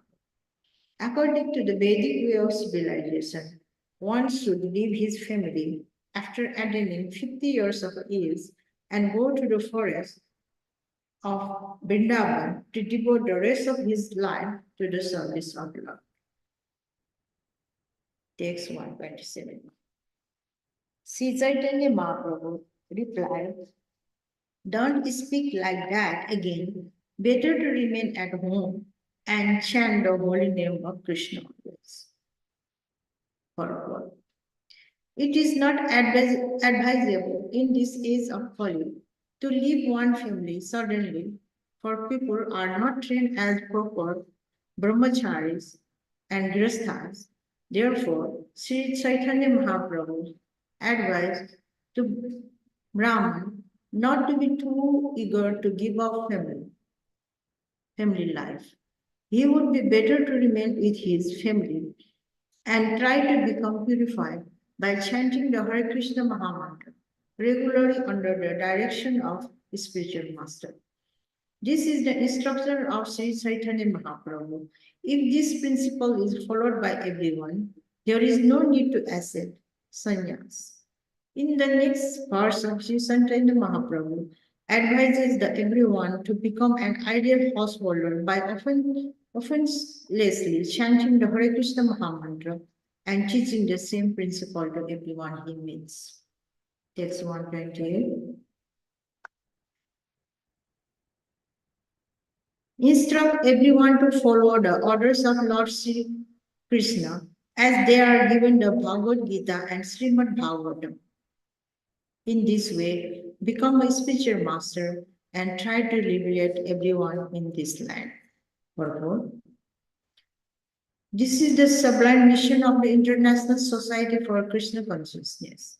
Many people come and inquire whether they have to give up family life to join the society, but that is not our mission. One can remain comfortable in his residence. We simply request everyone to chant the Mahamantra, Hare Krishna, Krishna Krishna, Hare Hare, Hare Ram, Ram Ram, Hare Hare. If one is a little liberal, can read Bhagavad Gita as it is, and Srimad Bhagavatam, that is so much the better. These words are now available in English translation and done very authoritatively to appeal to all the classes of men. Instead of living engrossed in material activities, the people throughout the world would take advantage of this moment and chant the Hare Krishna Mahamantra at home with their families. One should also refrain from sinful activities, illicit sex, meat eating, gambling, and intoxication. One of these four items, illicit sex, is very sinful. Every person must get married. Every woman especially must get married. If the women outnumber the men, some men can accept more than one wife. In that way, there will be no prostitution in society. If men can marry more than one wife, sex life will be stopped. One can also produce many nice preparations to offer the Krishna grain, fruit, flowers, and milk. This should one indulge in unnecessary meat eating and maintain horrible slaughterhouses. What is the use of smoking and drinking tea and coffee? People are already intoxicated by material enjoyment, and if they indulge in further intoxication, what chance is there for self-realization? Similarly, one should not partake in gambling and unnecessarily agitate the mind. The real purpose of human life is to attain the spiritual platform and return to Godhead. That is the summum bonum of spiritual realization. The Krishna consciousness movement is trying to elevate human society to the preparation of life by pursuing the method described by Sri Chaitanya Mahaprabhu. In his advice to the Brahman Kulu, that is one should stay at home, chant the Hare Krishna Mahamantra, and preach the instruction of Krishna as they are given the Bhagavad Gita and Srimad Bhagavatam. Text 129. Sri Chaitanya Mahaprabhu further advised the Brahman Kulu, if you follow this instruction, your materialistic life at home will not obstruct your spiritual advancement. Indeed, if you follow this regulative principle, we will again meet here, or rather you will never be lose by company. Horrible. This is an opportunity for everyone. If one simply follow the instruction of Sri Chaitanya Mahaprabhu under the guidance of his representative and chants the Hare Krishna mantra, teaching everyone as far as possible the same principle, the contamination of the materialistic way of life will not even touch him. It does not matter whether one lives in a holy place like Vrindavan, Navadvip, or Jagannathpur, or in the midst of a European city, where the materialistic way of life is very prominent. If a devotee follows the instruction of Sri Chaitanya Mahaprabhu, he lives in the company of the Lord. Wherever he lives, he converts that place into Vrindavan and Navadvip. This means that materialistic cannot touch him. This is the secret of success for one advancing in Krishna consciousness. Text 130. At whose server house Sri Chaitanya accepted his alms by taking prasadam, he would convert the dwellers to his Sankirtan movement and advise them just as he advised the Brahman named Purva. The cult of Sri Chaitanya Mahaprabhu is explained here very nicely. One who surrenders to him and is ready to follow him with heart and soul does not need to change his location, nor it is necessary for one to change his status. One may remain a householder, medical practitioner, an engineer, or whatever. It doesn't matter.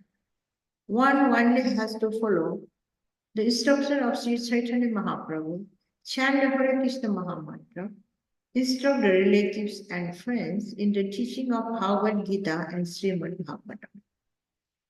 One has to learn humility and meekness at home. Following the instruction of Sri Chaitanya Mahaprabhu, and in that way, one's life will be spiritually successful.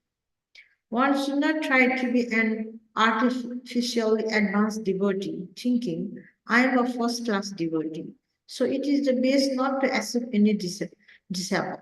Such thinking should be avoided. One has to become purified at home by chanting the Hare Krishna Mahamantra and preaching the principle enunciated by Sri Chaitanya Mahaprabhu. Thus, one has become the spiritual master and be freed from contamination of material life. There are many Sahajas who nurture the activities of six Goswami, Sri Rupa Santana, Raghunath Das, Bhaṭṭa Raghunath, Jiva, and Gopala Bhatta Goswamis, who are the personal associate of Sri Chaitanya Mahaprabhu and who enlightened the society by writing the books on devotional service. Similarly, Narottam Das Thakur was other great acharyas like Madhya, Rāmānanda, and others accepted many thousands of disciples to induce them to render devotional service. However, there is a class of Sahajas who think that these activities are opposed to the principle of devotional service. Indeed, they consider such activities simply another phase of materialism, thus opposing the principle of Sri Chaitanya Mahaprabhu. They commit the offenses at his lotus feet. They should better consider his instructions and instead of seeking to be the considered humble and meek, should refrain from criticizing the followers of Sri Chaitanya Mahaprabhu who engage in preaching. To protect his preachers, Sri Chaitanya Mahaprabhu has given most clear advice in these verses, Sri Chaitanya Caritamrta. Text 131, 132, translation. While on his tour, Sri Caitanya Mahaprabhu would spend the night at the temple by the road. Whenever he accepted food from a person, he would give him the same advice. He gave the Brahman named Kurma. He adopted this process until he returned to the Jagannath Puri from his South India tour. Text 132. Thus, I have described the Lord behavior elaborately in the case of Kurma. In this way, you will know Sri Caitanya Mahaprabhu's dealing throughout South India. Text 134. Thus, Lord Krishna Chaitanya Mahaprabhu would remain at night in one place, and the next morning, after bathing, he would start again. Text 135. When Sri Chaitanya Mahaprabhu left the Brahman Kurma, followed him a great distance, but eventually Lord Chaitanya took care to send him back home. Text 136. There was also the Brahman named Vasudeva, who was a great person but was suffering from leprosy. Instead, his body was filled with living worms. 137. Although suffering from leprosy, the Brahman Vasudeva was enlightened. As soon as one worm would fall from his body, he would pick it up and place it back again in the same location. Text 138. Then one night, Vasudeva heard of Lord Chaitanya Mahaprabhu's arrival. In the morning, he came to see the Lord at the house of Puru. Text 139. When the leper Vasudeva came to Kurma's house to see the Chaitanya Mahaprabhu, he was informed that the Lord had already left. The leper then fell to the ground unconscious. Text 140. When Vasudeva, the leper Brahman, was lamenting due to not being able to see Chaitanya Mahaprabhu, Lord immediately returned to that spot and embraced him. Text 141. When Sri Chaitanya Mahaprabhu tossed him, both the reproach and his distress went to a distant place. Indeed, Vasudeva's body became very beautiful, so his great happiness. Text 142. The Brahman Vasudeva was astonished to behold the wonderful mercy of Sri Chaitanya Mahaprabhu and began to recite a verse from Srimad Bhagavatam touching the lotus feet. Text 143. He said, who am I, a sinful poor friend of Brahman, and who is Krishna, the Supreme Personality of Godhead, full with 6 opulences? Nonetheless, he has embraced me with his own arms. This verse was spoken Sudama Brahman in Srimad Bhagavatam 10.81.16 in connection with his meeting Lord Krishna. Text 144-145, translation. The Brahman Vasudeva continued, O my merciful Lord, such mercy is not possible for ordinary living entities.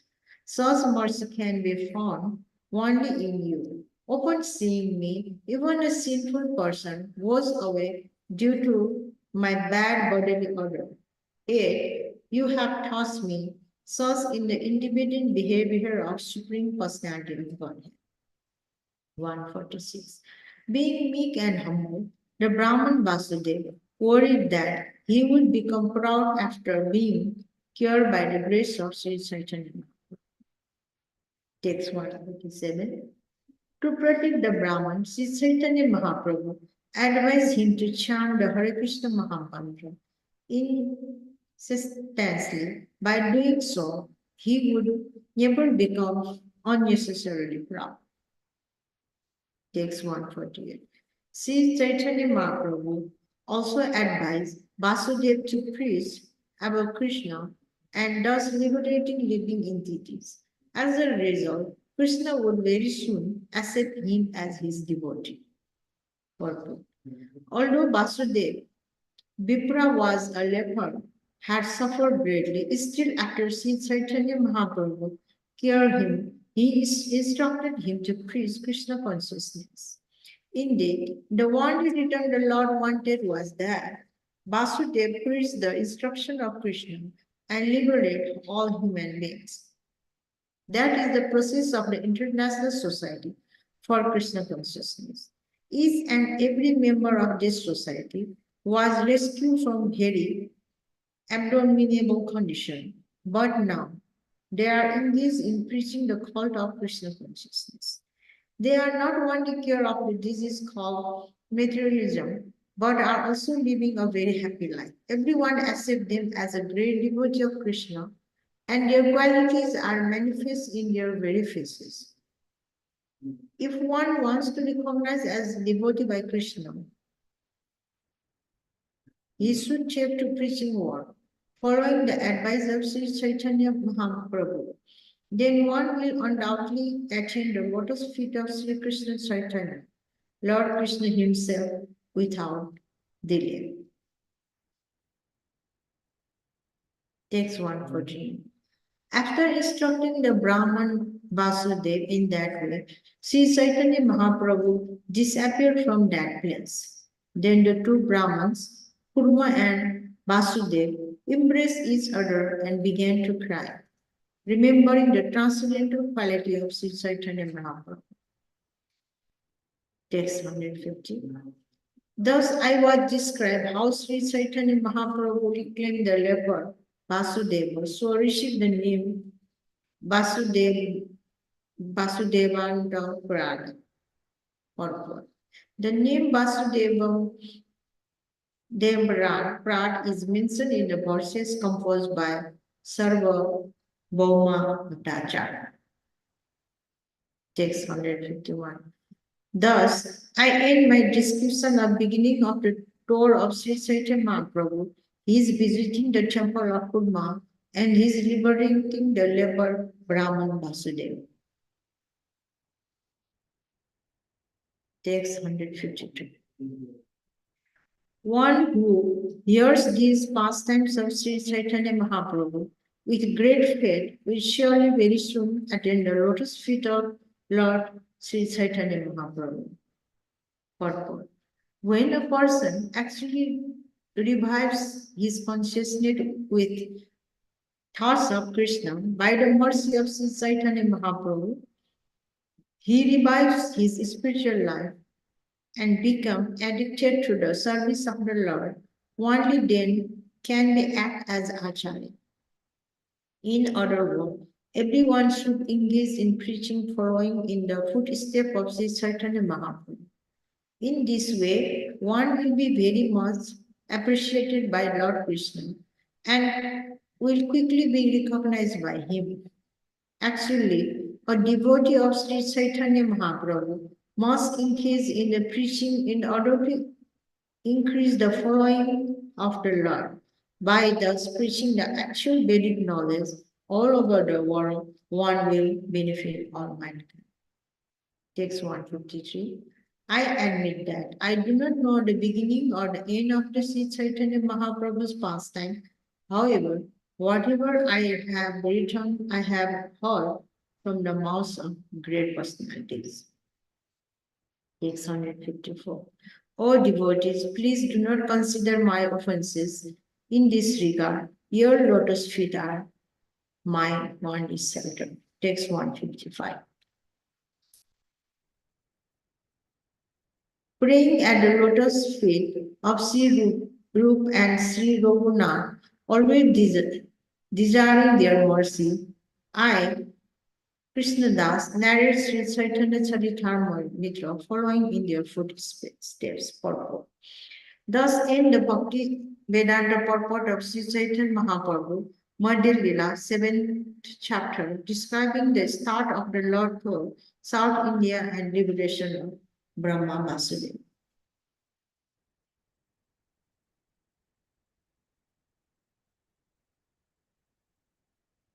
Sri Chaitanya Caritamrta, Madhya lila, chapter 8. Talks between Sri Chaitanya Mahaprabhu and Rāmānanda Rāya. The summary of the chapter Summary of the 8th chapter is given by Sri Bhaktavinoda Thakur in his Amrit Prabha Bhashya. After visiting the temple of Jiyada Narasimha, Sri Caitanya Mahaprabhu went to the banks of the river Godavari to a place known as Vidyanagar. When Sri Rāmānanda Rāya went there to take his bath, they met. After introducing himself, Sri Rāmānanda Rāya requested Sri Caitanya Mahaprabhu to remain in the village for some days. Honoring his request, Caitanya Mahaprabhu stayed there in the home of some Vedic Brahmins. In the beginning, Sri Rāmānanda Rāya used to come to Sri Caitanya Mahaprabhu. Rāmānanda Rāya, who was clothed in the ordinary dress, offered the Lord respectful obeisances. Sri Caitanya Mahaprabhu questioned him on the object and process of worship and also asked him to recite verses from the Vedic literature. First of all, Sri Rāmānanda Rāya enunciated the system of the Varnashram institution. He recited various verses above the Karmarpan, stating that everything should be dedicated to the Lord. He then spoke of detached action, knowledge mixed with devotional service, and finally the spontaneous loving service of the Lord. After hearing Sri Rāmānanda Rāya recite some verses, Sri Caitanya Mahaprabhu accepted the principle of pure devotional service, devoid of all kinds of speculation. After this, Sri Caitanya Mahaprabhu asked Rāmānanda Rāya to explain the higher platform of devotional service. Then Sri Rāmānanda Rāya explained on always devotional service, love of God, and serving the Lord in the mood of pure servitude, fraternity, and parental love. Finally, he spoke of serving the Lord in conjugal love. He then spoke of how conjugal love can be developed in various ways. This conjugal love attained its highest perfection in Srimati Radharani's love for Krishna. He next described the position of Srimati Radharani and the transcendental mellows of love of God. Sri Rāmānanda Rāya then recited the verse of his own concerning the platform of aesthetic vision, technically called Prema Vilas Vivarat. Sri Rāmānanda Rāya also explained that all the state of conjugal love can be attained through the mercy of the residents of Vrindavan, especially by the mercy of the gopis. All those subjects matters were thus vividly described. Gradually, Rāmānanda Rāya would understand the position of Sri Caitanya Mahaprabhu, and when Sri Caitanya Mahaprabhu exhibited his real form, Rāmānanda Rāya fell unconscious. After some days, Sri Caitanya Mahaprabhu asked Rāmānanda Rāya to retire from the government service and come to Jagannath Puri. This description of the meeting between Rāmānanda Rāya and Sri Caitanya Mahaprabhu are taken from the notebook of Swarupa Damodar Goswami. Text 1. Sri Caitanya Mahaprabhu, who is known as Gauranga, is the ocean in all-conclusive knowledge in devotional service. He empowered Sri Rāmānanda Rāya, who may be like to a cloud of devotional service.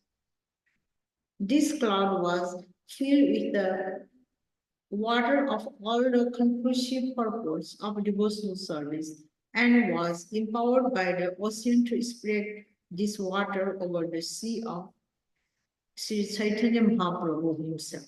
Thus, the ocean of Caitanya Mahaprabhu became filled with the jewel of the knowledge of pure devotional service. Text 2. All the glories to Lord Chaitanya Mahaprabhu, all the glories to Lord Nityananda, all the glories to Bhaṭṭācārya, and all the glories to devotional Lord Sri Chaitanya Mahaprabhu. Text 3. According to his previous program, Lord Sri Chaitanya Mahaprabhu went forward on his tour and after some days arrived at the place of pilgrimage known as Jayar Purport. The Jayar Nursing temple is situated on the top of hill about 5 miles away from Visakhapatnam. There is a railway station on the South Indian Railway known as Simhakala. The temple known as Simhakala is base temple in the vicinity of Visakhapatnam. This temple is very affluent and is a typical example of architecture of the area. On one stone tablet, it is mentioned that formerly a queen covered the deity with a gold plate. This is mentioned in the Visakhapatnam Gazette. Above the temple, there are residential quarters for the priests and devotees. Indeed, at the present moment, there are many residential quarters to accommodate visiting devotees. The original deity is situated within the depth of the temple, but there is another deity, a duplicate known as Vijayamurti. This similar deity can be moved from the temple and taken on public possession.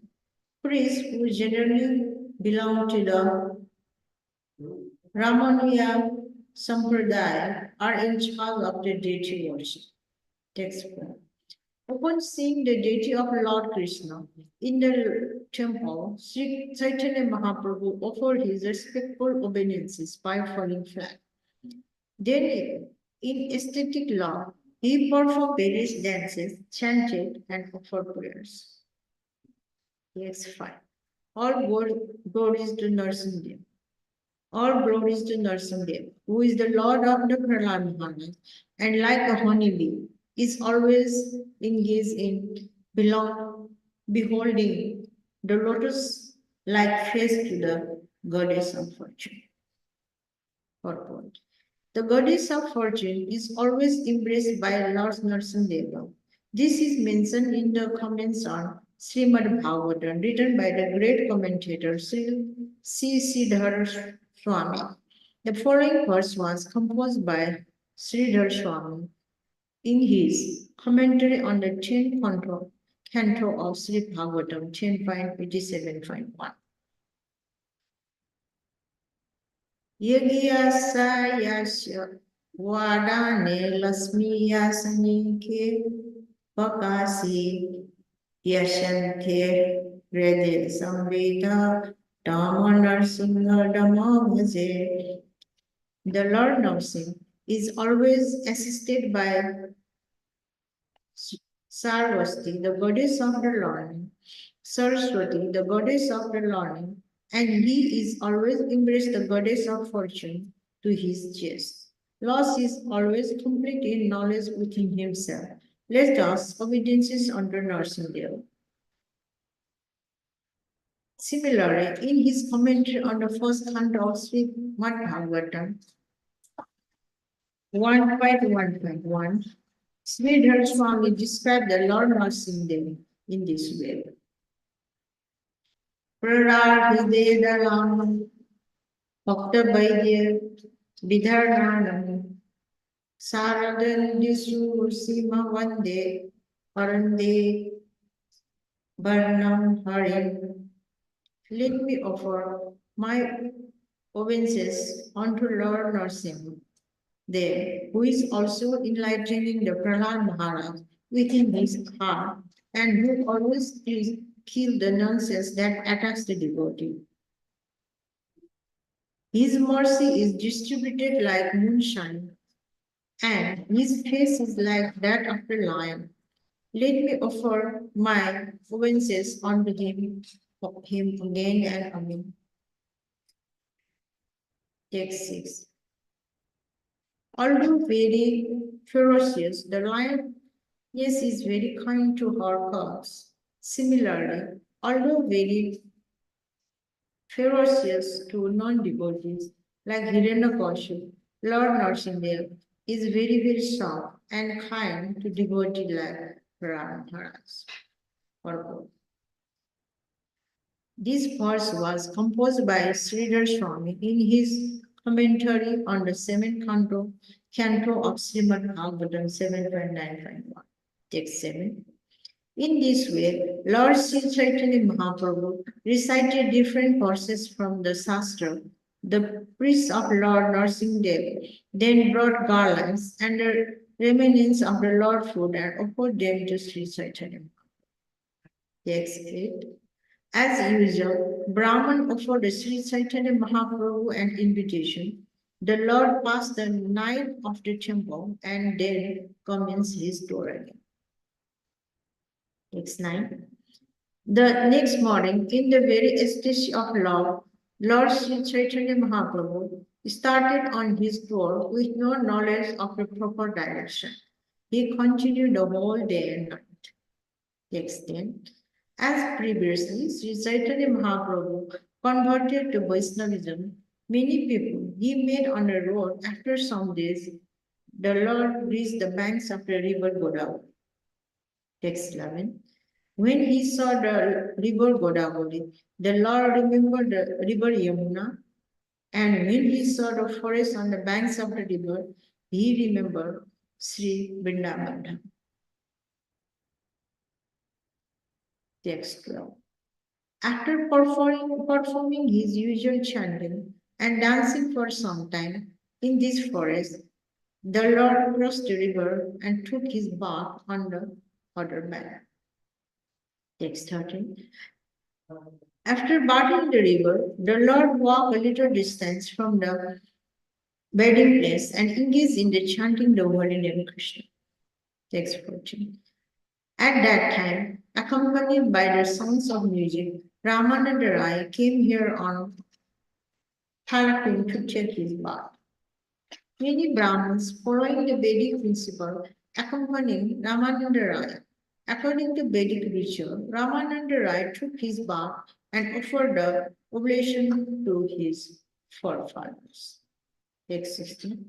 Sri Chaitanya Mahaprabhu would understand that the person who had come to bath in the river was Rāmānanda Rāya. The Lord wanted so much to meet him that his mind immediately began running after him.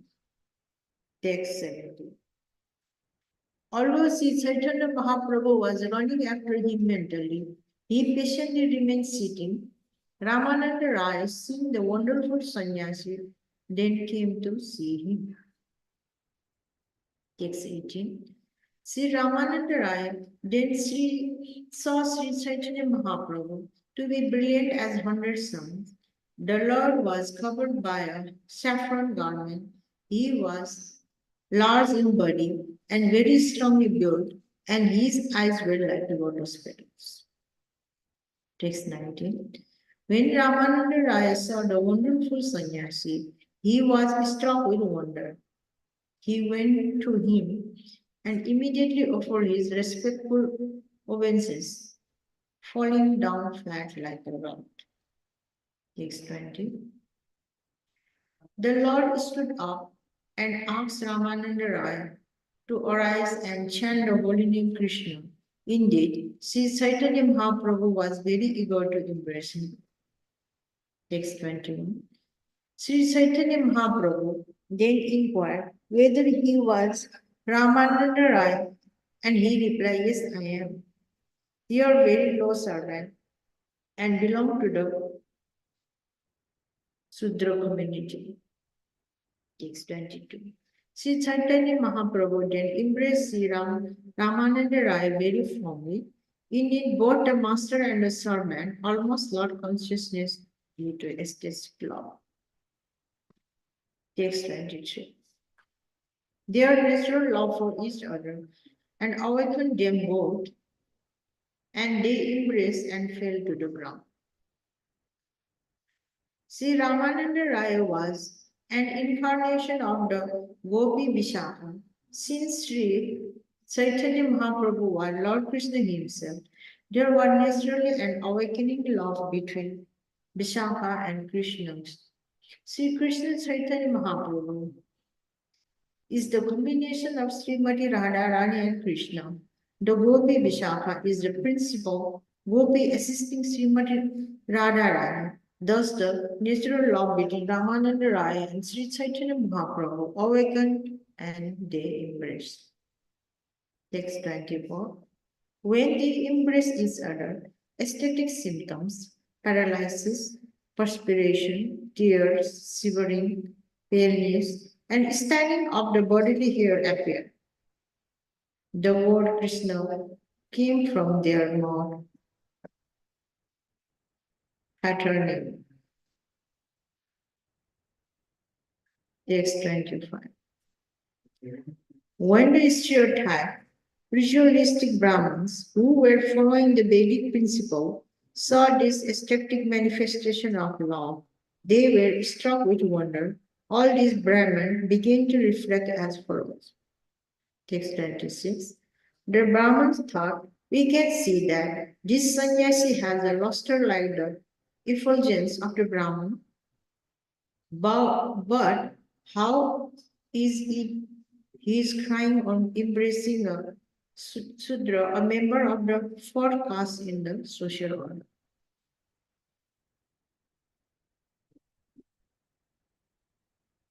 Text 27. They thought the Rāmānanda Rāya is the governor of Madras, a highly learned and great person, a Mahapandit, but upon touching this sannyasi, he has become restless like madman. Text 28. While the Brahmins were thinking in this way about the activity of Sri Chaitanya Mahaprabhu and Rāmānanda Rāya, Sri Chaitanya Mahaprabhu saw those outsiders and presented his transcendental emotion. Rāmānanda Rāya was intimately related to Sri Chaitanya Mahaprabhu. Therefore, he can be accepted as Sāzatiya, a person within the intimate of circle of the Lord. The Brahmins, however, were followers of the Vedic ritual and were not able to have the intimate connection with Chaitanya Mahaprabhu. Consequently, they are called the Vijayatiya. In other words, they were not pure devotees. One may be highly learned Brahmins, but if he is not a pure devotee, he is a Vijayatiya and outcasts one outside the devotional service. In other words, a non-devotee, although sees Chaitanya Mahaprabhu and Rāmānanda Rāya embracing in ecstasy, the Lord restrained his transcendental emotion upon seeing the outsider Brahmins.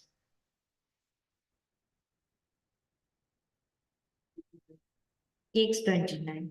When they regained their sanity, they both sat down and Sri Chaitanya Mahaprabhu smiled and began to speak as follows. Text 30.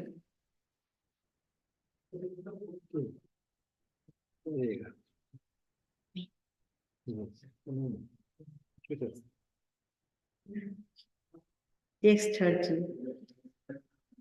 Sārvabhauma Bhaṭṭācārya spoke of your good qualities, and he made a great endeavor to convince me to meet. Text 31. Indeed, I had some here just to meet you. It is very good that, even without making an effort, I have gotten your interview here. Text 32. Rāmānanda Rāya replied, Sārvabhauma Bhaṭṭācārya thinks of me as his servant. Even in my absence, he is very careful to do me good. Text 33. By his mercy, I have received your interview here. Consequently, I consider that today I have become a successful human being.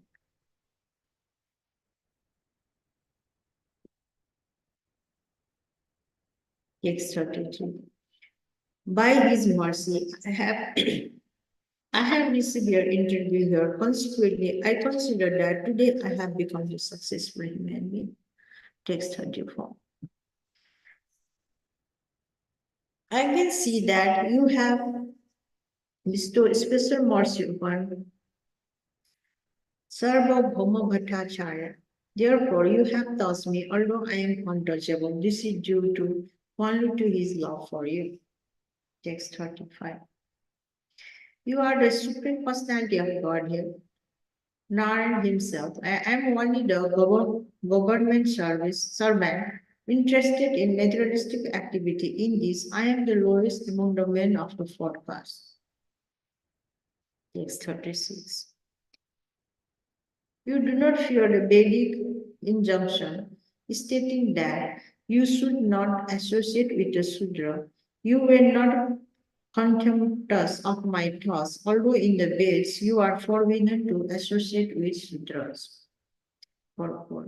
In the Bhagavad Gita 9.32, the Lord says, Mamahi Partha Vipartiya Emi Sriya Papaya Neha Striyo Vaisnava Tatha Sutra Chepi Yanti Praningati. O son of Ram, those who take shelter in me, though they be the lower birth, women Vaishnava, merchant, as well as Shudras, workers, can attain the supreme destination. The word Papayonian means born into lower caste. According to the Vedic system of classification, women Vaishnava and Shudra belong to the lower social group.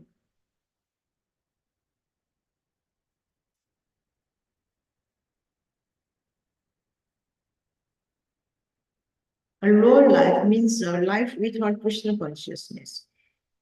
High and low position in the society are calculated by considering the person's Krishna consciousness.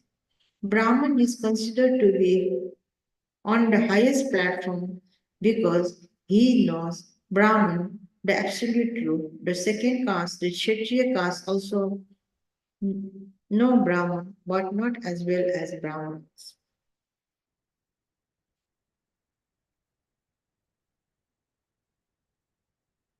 The Vaishyas Shudra do not clearly understand God consciousness, but if they take the Krishna consciousness by the mercy of Krishna and the spiritual master, they do not remain in the lower caste. Papa, Yaha. It is clearly stated, Tepi Yanti Param Gayati.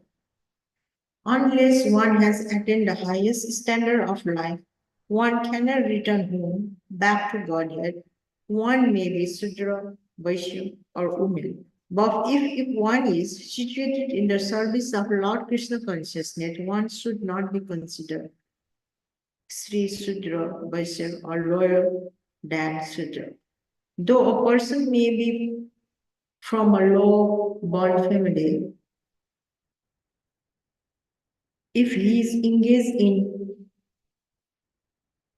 Lord's service, he should never be considered too loyal to a low-born family. The Padma Puran forbids Diksate Jate Samayat Sayati Narakam Durgam. A person goes to hell quickly when he considered the devotee of the Lord in terms of God. Although Sri Rāmānanda Rāya supposedly took the birth in the Sudra family, he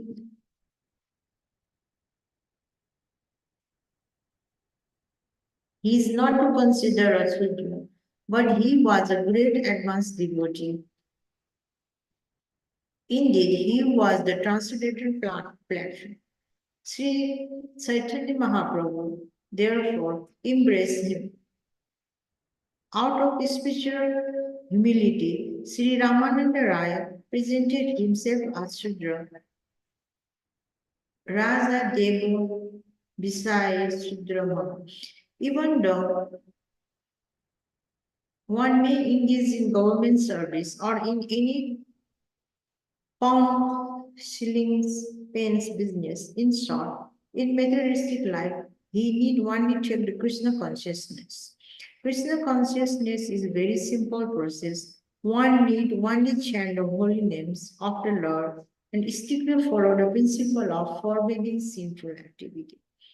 In this way, one no longer be considered an untouchable. A BC or a Shudra, one who is advanced in his spiritual life, should not associate it with non-devotees.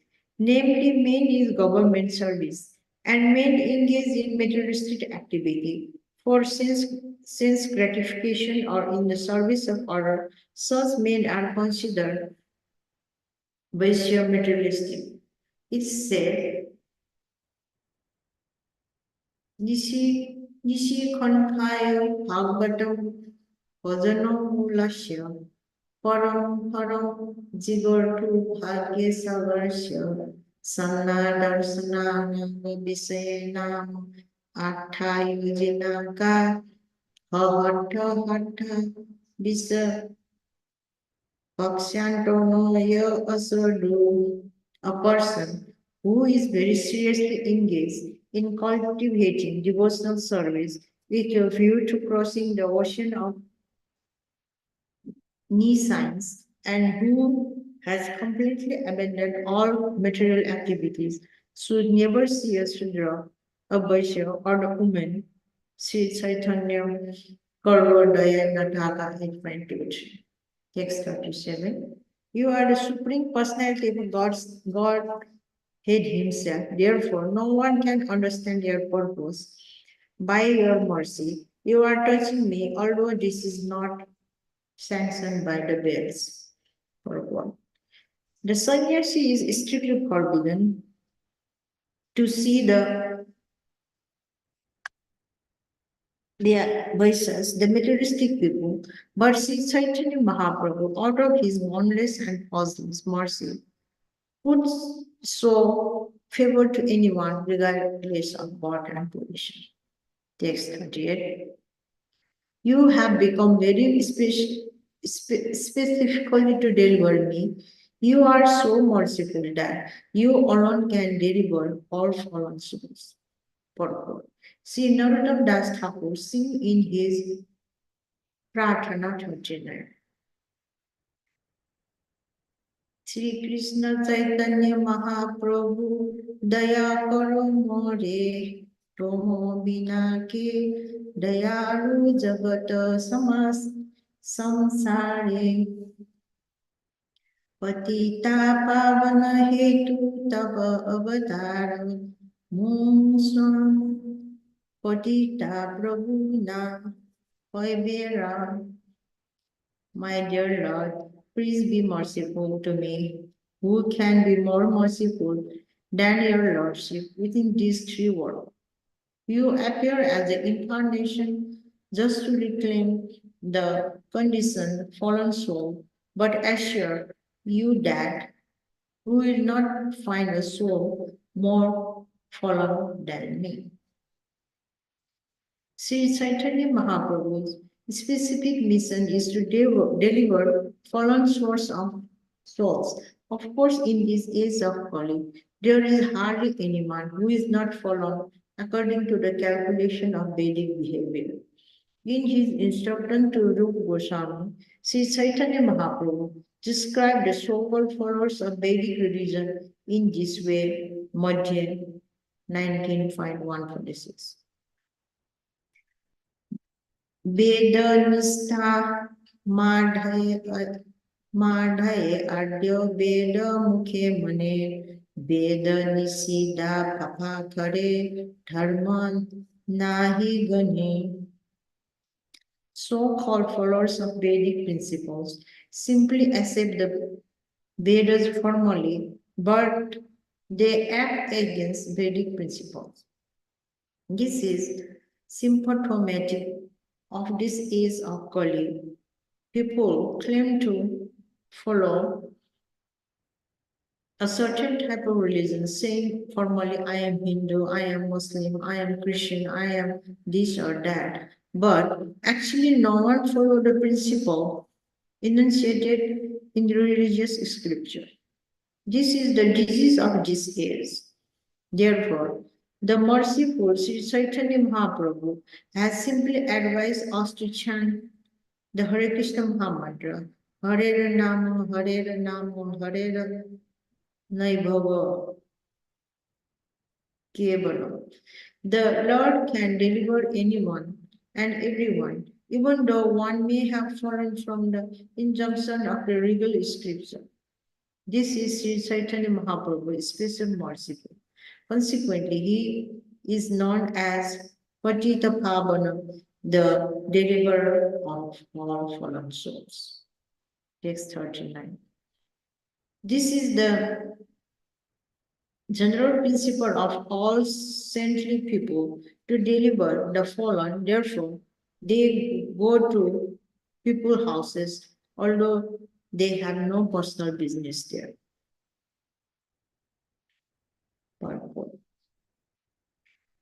A sannyasi is supposed to beg from door to door. He does not beg simply because he is hungry. His real purpose is to enlighten the occupant of every house by preaching Krishna consciousness. A sannyasi does not abandon his superior position and become a beggar just for the sake of begging. Similarly, a person in householder life may be very important, but he may also voluntarily take to the mendicant way of life. Rup Goswami and Sanatan Goswami were ministers, but they voluntarily accepted the mendicant of life in order to humbly preach Sri Chaitanya Mahaprabhu's message. It is said that above them, Kyakapta Turunam Sesam Mandala Phati Siranam Sada Tutsa Bhata Bhukta Dina Ganesakha Karunuyanam Kaumithanam Patharantam. Although the Goswamis were very aristocratic, on the order of Sri Chaitanya Mahaprabhu, they become mendicants just to deliver the fallen souls. One should also consider that those who engage in the missionary activities of Krishna consciousness movements are under the guidance of Sri Chaitanya Mahaprabhu. They are not actually beggars. Their real business is to deliver fallen souls. Therefore, they may go from door to door just to introduce the book about Krishna consciousness so that people can become enlightened by reading. Formerly, brahmacharyas and sannyasis used to beg from door to door.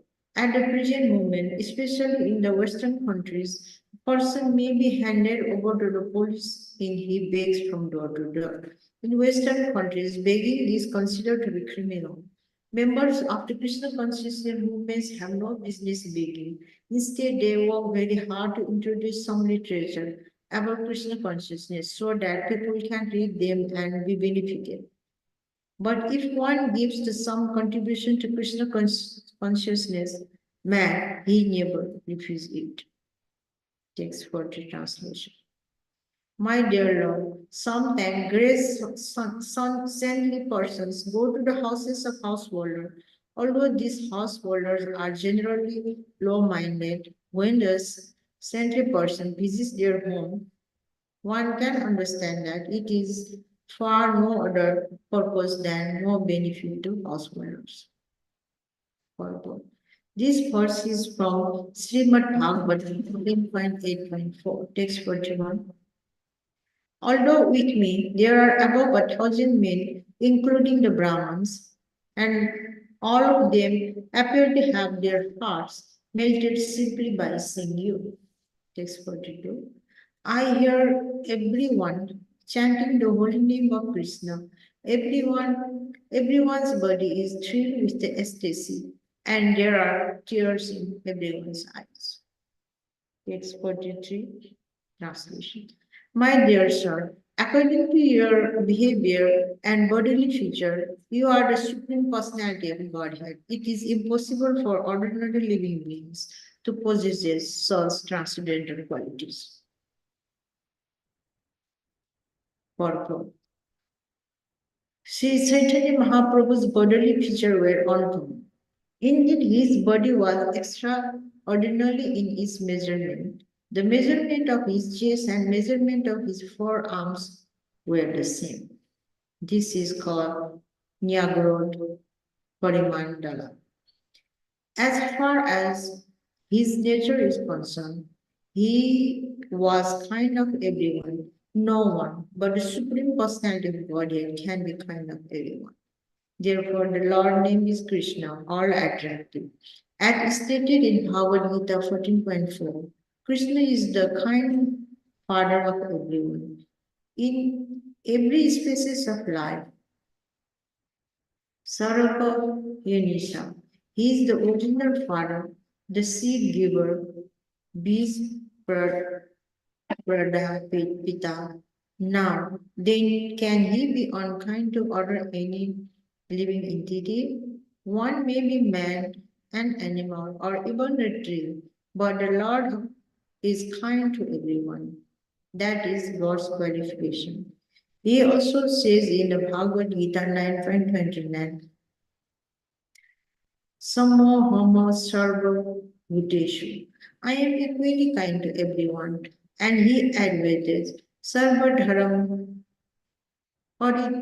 Parichayaman Ekam Saranam Brother, give up all other engagements and simply surrender unto me. This instruction is meant not only for Arjuna, but also for all living entities. Whoever takes advantage of all this offer is immediately immune to all sinful activity and returns home back to Godhead. While present on this planet, Sri Chaitanya Mahaprabhu made the same offer. Text 44. The Lord replied to Rāmānanda Rāya, Sir, you are the base of the topmost devotees, therefore simply the sight of you has melted everyone's heart. Unless one is first-class devotee, he cannot be preacher. A preacher is generally a topmost devotee, but in order to meet the general populace, he has to distinguish between devotee and non-devotees. Otherwise, an advanced devotees make no such distinctions. Indeed, he always says that everyone is engaged in the service of the Lord. When one engages in preaching word, he must distinguish between people and understand that some people are not engaged in the devotional service of the Lord. The preacher, then has to be compassionate upon such innocent people who do not know how to worship the Lord. In Srimad Bhagavatam 11.2.4, the symptoms of the topmost devotees are described as follows. Sarvabhutesu yapasye bhagavata bhagam atamanu bhutani bhagaveti atmeni esa bhagavato dhammam. The advanced devotee sees that all the living entities are the part and parcel of the Supreme Personality of Godhead. Everyone is the Krishna, and Krishna is also within everyone. Such a vision is possibility only for a person who is very advanced in his devotional service.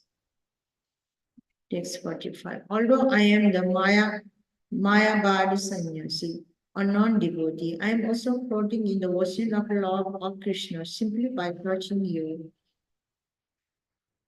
And what to speak of others? Text 46. Sārvabhauma Bhaṭṭācārya knew this would happen, and thus to rectify my heart, which is very hard, he asked me to meet you. Text 47.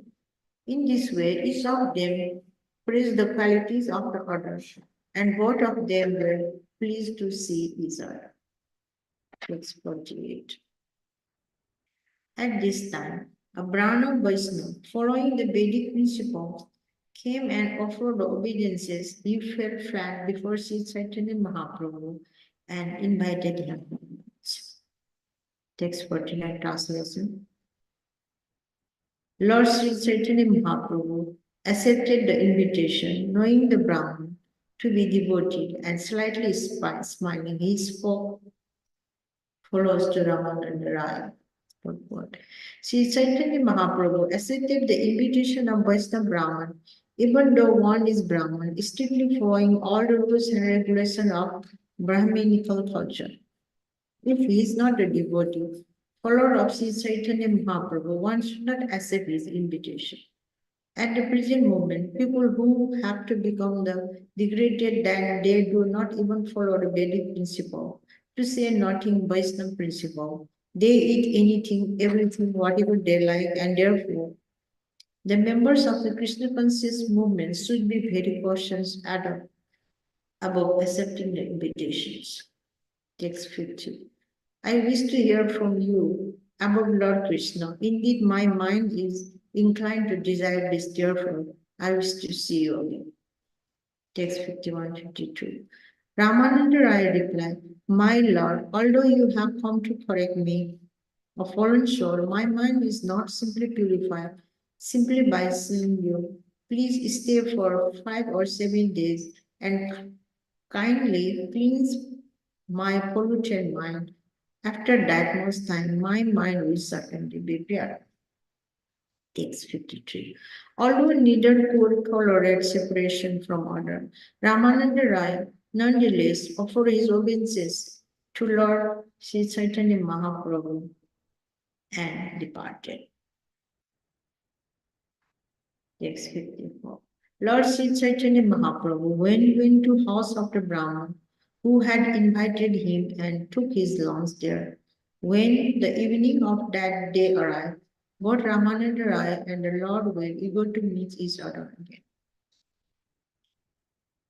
Text 55. After finishing his evening bath, Sri Chaitanya Mahaprabhu sat down and waited for Rāmānanda Rāya to come. Then Rāmānanda Rāya, accompanied by one servant, came to meet him. A Vaishnava who is supposed to be advanced in spiritual understanding, be he a householder or a sannyasi, must bath 3 times a day, morning, noon, and evening. Whether one is engaged in the service of deity, he must especially follow the principle of Parmapuran and take eager baths. He should also, after bathing, decorate his body and themselves tilaks. Text 56. Rāmānanda Rāya approached Lord Krishna Chaitanya and offered his respectful obeisance, and the Lord embraced him. Then they began to discuss Krishna in the scheduled palace.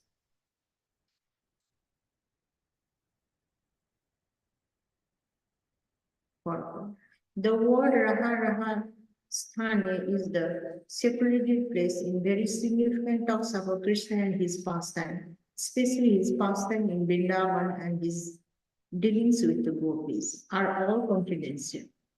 They are not subject matter or public discussion because those who have no understanding of the transcendental nature of the Krishna pastimes always commit the great offenses, thinking Krishna to be an ordinary human being and the gopis ordinary gods.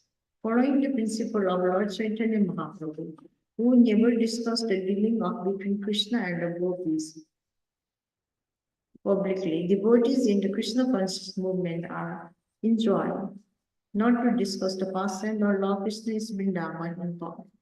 For the general public, Sankirtan is the most effective method of awakened Krishna consciousness.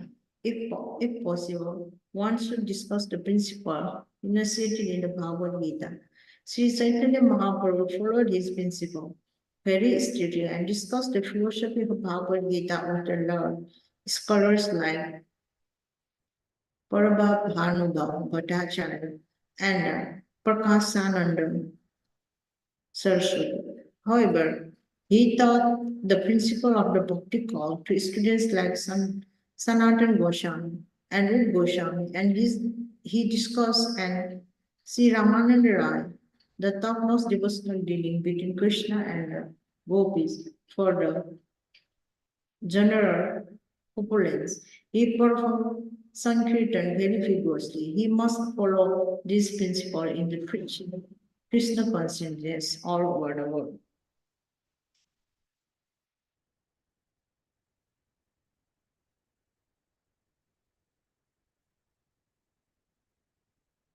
Text 57. Sri Chaitanya Mahaprabhu ordered Rāmānanda Rāya recite a verse from the revealed scripture concerning the ultimate goal of life.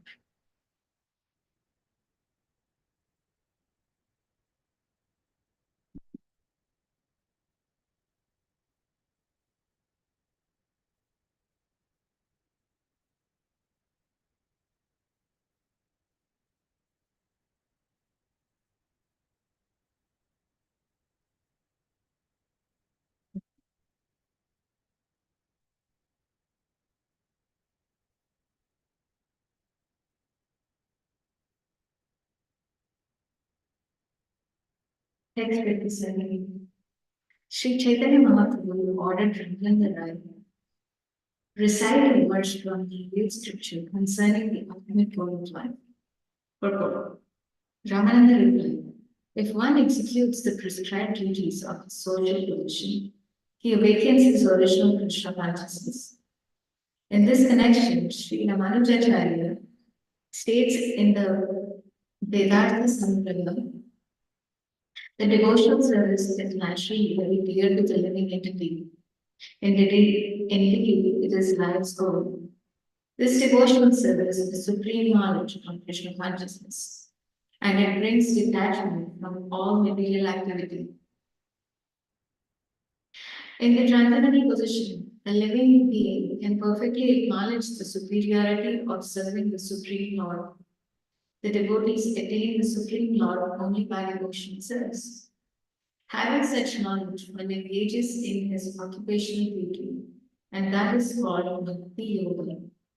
By performing Bhakti Yoga, one can rise to the platform of pure devotional service.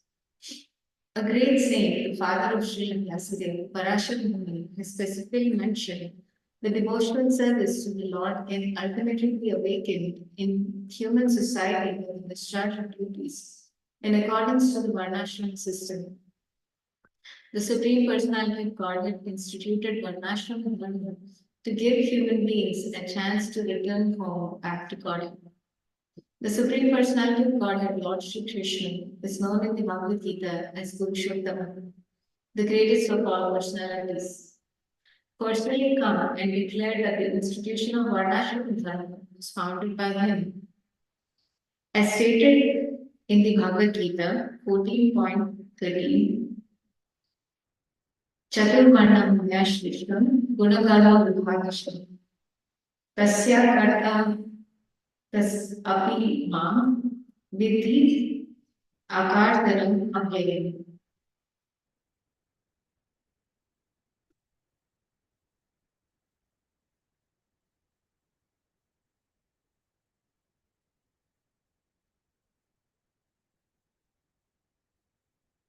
Yata Pravritir Bhutana Yena Sarvam Idam Tatam Swakarmantam Abhyarachya Siddham Vindati Manavaha. Human society should be divided into four divisions: Brahman, Kshatriya, Vaishya, and Shudra. And everyone should always engage in his occupational duty. The Lord says that those engaged in their occupational duty can attain perfection simply by rendering loving devotional service to the Lord while executing the particular duty. Actually, the modern ideal of classical society can be introduced only by Krishna consciousness. Let men perform their occupational duty and let them give the profits to the service of the Lord. In other words, one can attain the perfection of life by discharging one's occupational duty and employing the results in the service of the Lord. This method is confirmed by great personalities like Bodhayana, Tanaka, Dramida, Guhadeva, Kaparthi, and Bharati. It is also confirmed by the Vedanta Sutra. Text 58. Translation. The Supreme Personality of Godhead, Lord Vishnu, is worshipped by the proper execution of prescribed duties. In the system of Varna and Ashram, there is no other way to satisfy the Supreme Personality of Godhead. One must be situated in the institution of the four Varnas and Vaishnavas. Purport. This is a quotation from the Vishnu Purana 3.8.9, as stated by Srila Bhaktivedanta Thakur in his Amrita Pravaha Bhasya. The purport is that one can realize life's perfection simply by satisfying the Supreme Personality of Godhead. That is also confirmed in Srimad Bhagavatam. A best among the five one, it is therefore concluded that the highest perfection one can achieve by discharging the duties prescribed for one's own occupation according to caste divisions and orders of life is to please the Supreme Personality of Godhead. Every man should perform his occupational duty in the light of his particular tendency. According to his abilities, one should accept a position in the Varnashram institution. The divisions of Brahmana, Kshatriya, Vaishya, and Shudra are naturally seen within society. Indeed, everyone has a prescribed duty according to the Varnashram dharma. Those who properly execute their prescribed duties live peacefully and are not disturbed by material conditions. The spiritual orders, Brahmana, Brahmacharya, Grihastha, Vanaprastha, and Sannyas are called ashrams. If one executes his prescribed duty in both social and spiritual orders, the Supreme Personality of God is satisfied. If one neglects his duties, however, he becomes a transgressor and a candidate for a hellish condition. Actually, we see that different people are engaged in different ways. Therefore, there must be divisions according to work. To attain perfection, one must make devotional service the center of life. In this way, one can awaken his natural instincts by work, association, and repetition. One should accept the Varnashram divisions by qualification, not by birth. Unless this system is introduced, human activities cannot be systematically executed. The Brahmanas are the intellectuals who can understand the Supreme Personality of Godhead. They are always engaged in the cultivation of knowledge. It does not matter whether one is born in India or outside India. Those who are naturally very heroic and who tend to rule over others are called Kshatriyas. Those who tend to produce food by agricultural methods, protect cows and other animals, and engage in trade are called Vaishyas or merchants. Those who are not sufficiently intelligent in Brahmanas, Kshatriyas, or Vaishyas are required to serve a master and are called Shudras. Thus, everyone can engage in the service of the Lord and can awaken his natural Krishna consciousness. If a society does not function according to such natural divisions, the social orders become degraded. The conclusion is that the scientific method of Varnashram dharma should be adapted by society. 59. The Lord replied, "This is external. You had better tell me of some other means." Purport. Rāmānanda replied, "To offer the results of one's activities to Krishna in the essence of all perfection." 60. Rāmānanda Rai continued, "My dear son of Bhakti, whatever you do, whatever you eat, whatever you offer in sacrifice, whatever you give in charity, and whatever austerities you perform, all the results of such activities should be offered to me, Krishna, the Supreme Personality of God."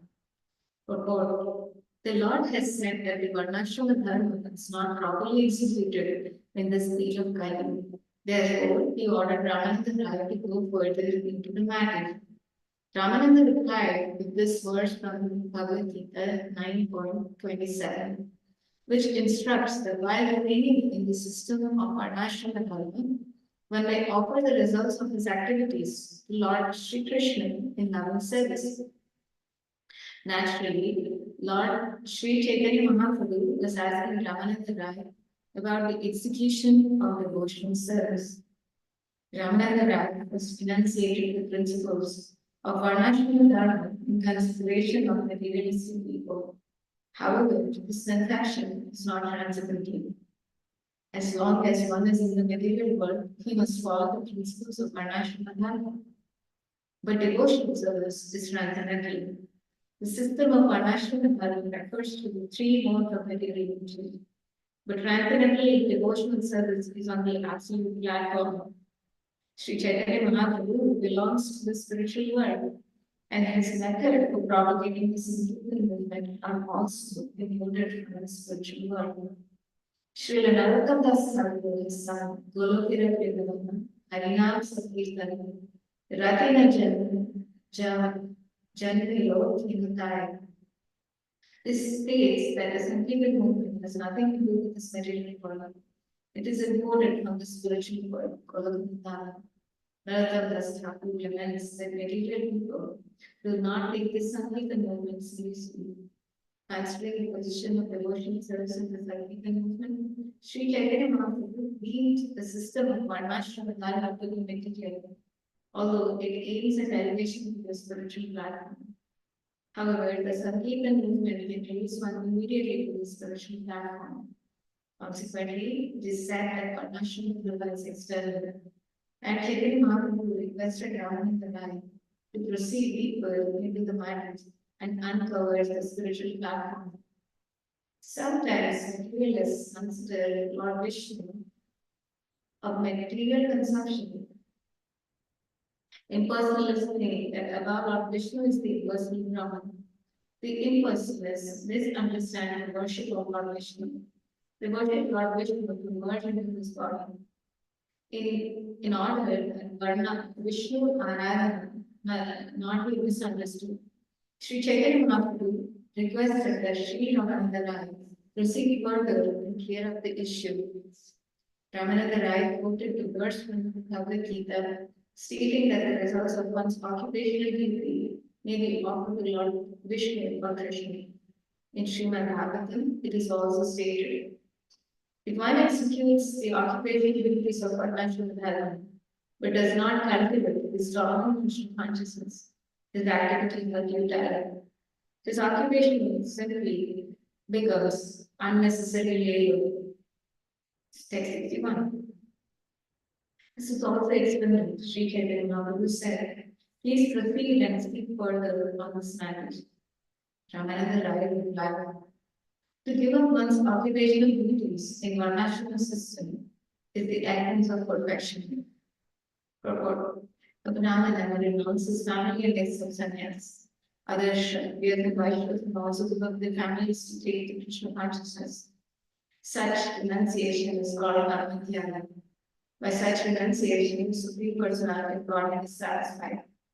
In contrast, the process of renouncing the results of one's activities by offering these results to Krishna is not considered uncontaminated, because although such a process implies one recognizes Krishna as the Supreme Person, it still involves one in activities on the material platform.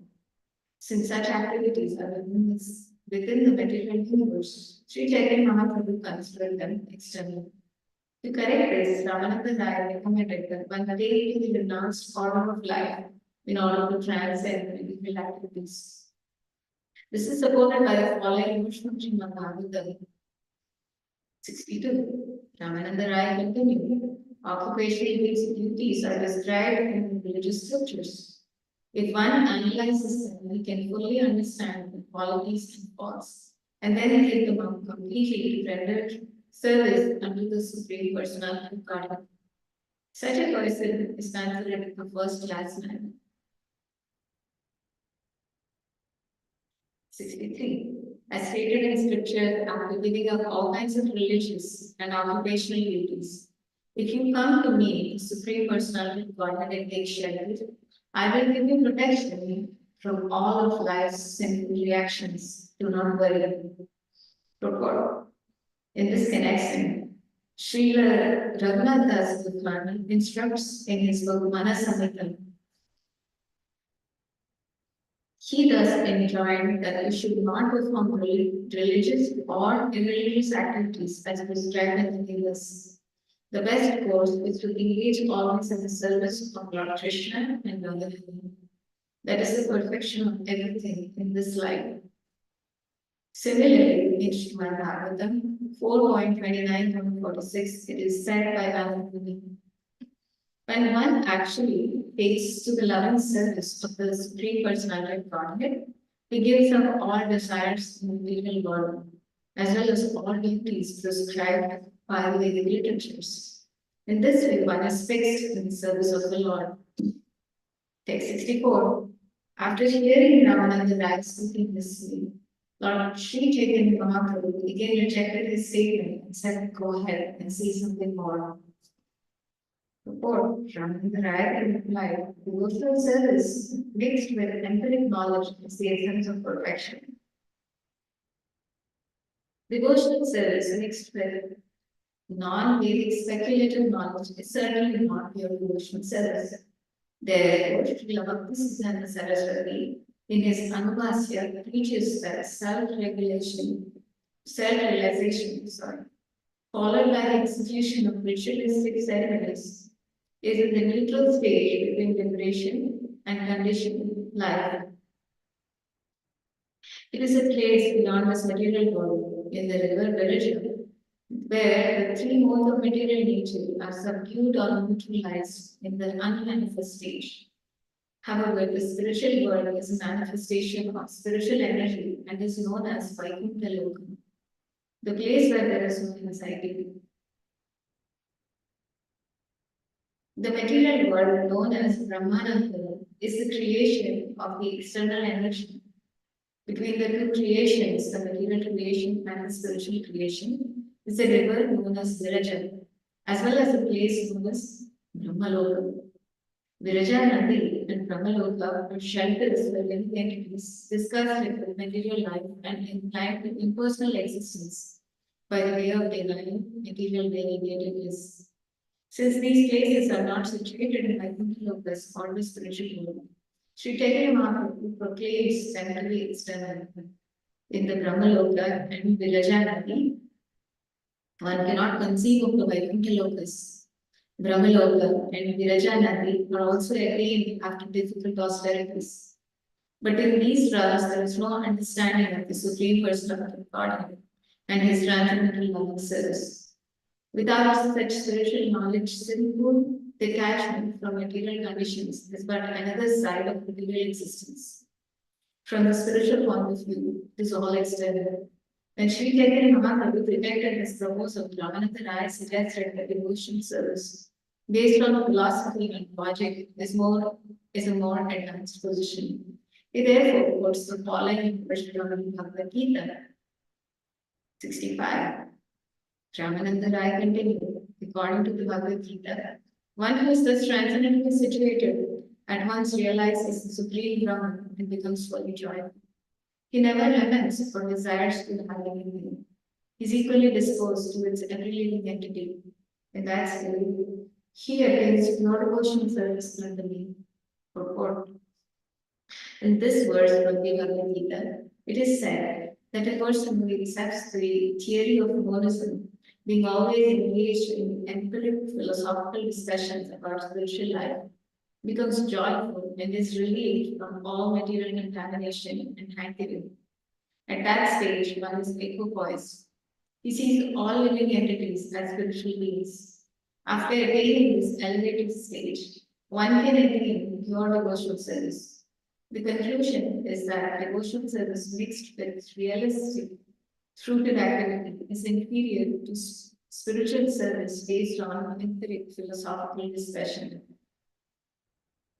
66. After hearing this, the Lord, as usual, rejected, considering it to be external devotional service. He again asked Rāmānanda Rāya to speak further. Rāmānanda Rāya replied, pure devotional service without any touch of speculative knowledge is the essence of perfection. Purport. In his Anubhasya commentary, Sri Bhaktisiddhanta Saraswati Thakur says at this stage, devotional service mixed with speculative knowledge is also external and not within the jurisdiction of pure devotional service as practiced in the local. As soon as there is some conception of materialistic thought, be it made positive or negative, the service is not spiritual. It may be free from material contamination, but because there is mental speculation, the devotional service is not pure and freed from the contamination of material life. A living entity who wants to be completely pure must be above this material conception. The negation of material existence does not necessarily mean spiritual existence. After material existence is negated, spiritual existence, namely Satchit Ananda, still may not be manifested until one comes to the stage of actual understanding one's eternal relationship with the Supreme Lord, he cannot enter into spiritual life. Spiritual life means becoming detached from material life and engaging in the loving service of the Lord. Sri Chaitanya Mahaprabhu therefore asked Rāmānanda to explain something transcendental devotional service mixed with speculative knowledge. A pure devotee is completely surrendered to the lotus feet of the Lord, and only by his love does he conquer Krishna, who cannot be conquered by anyone. Krishna alone stands victorious over everything. No one can conquer him. One can attain the state of pure devotion simply by fully surrendering. This is next collaborated by Sri Madhya, wherein Brahman defeated people by the potency of Sri Krishna fully surrendered unto the Lord. 67. Rāmānanda Rāya continued. Lord Brahma said, My dear Lord, those devotees who have thrown away the impersonal conception of the absolute truth and have therefore content discussing empirical philosophical truths should hear from self-realized devotees about our holy name, form, pastimes, and qualities. They should completely follow the principles of devotional service and remain free from illicit sex, gambling, intoxication, and animal slaughter. Surrendering themselves fully with body, words, and mind, they can live in any ashram or social status. Indeed, you are conquered by such persons, although you are always unconquerable. 68.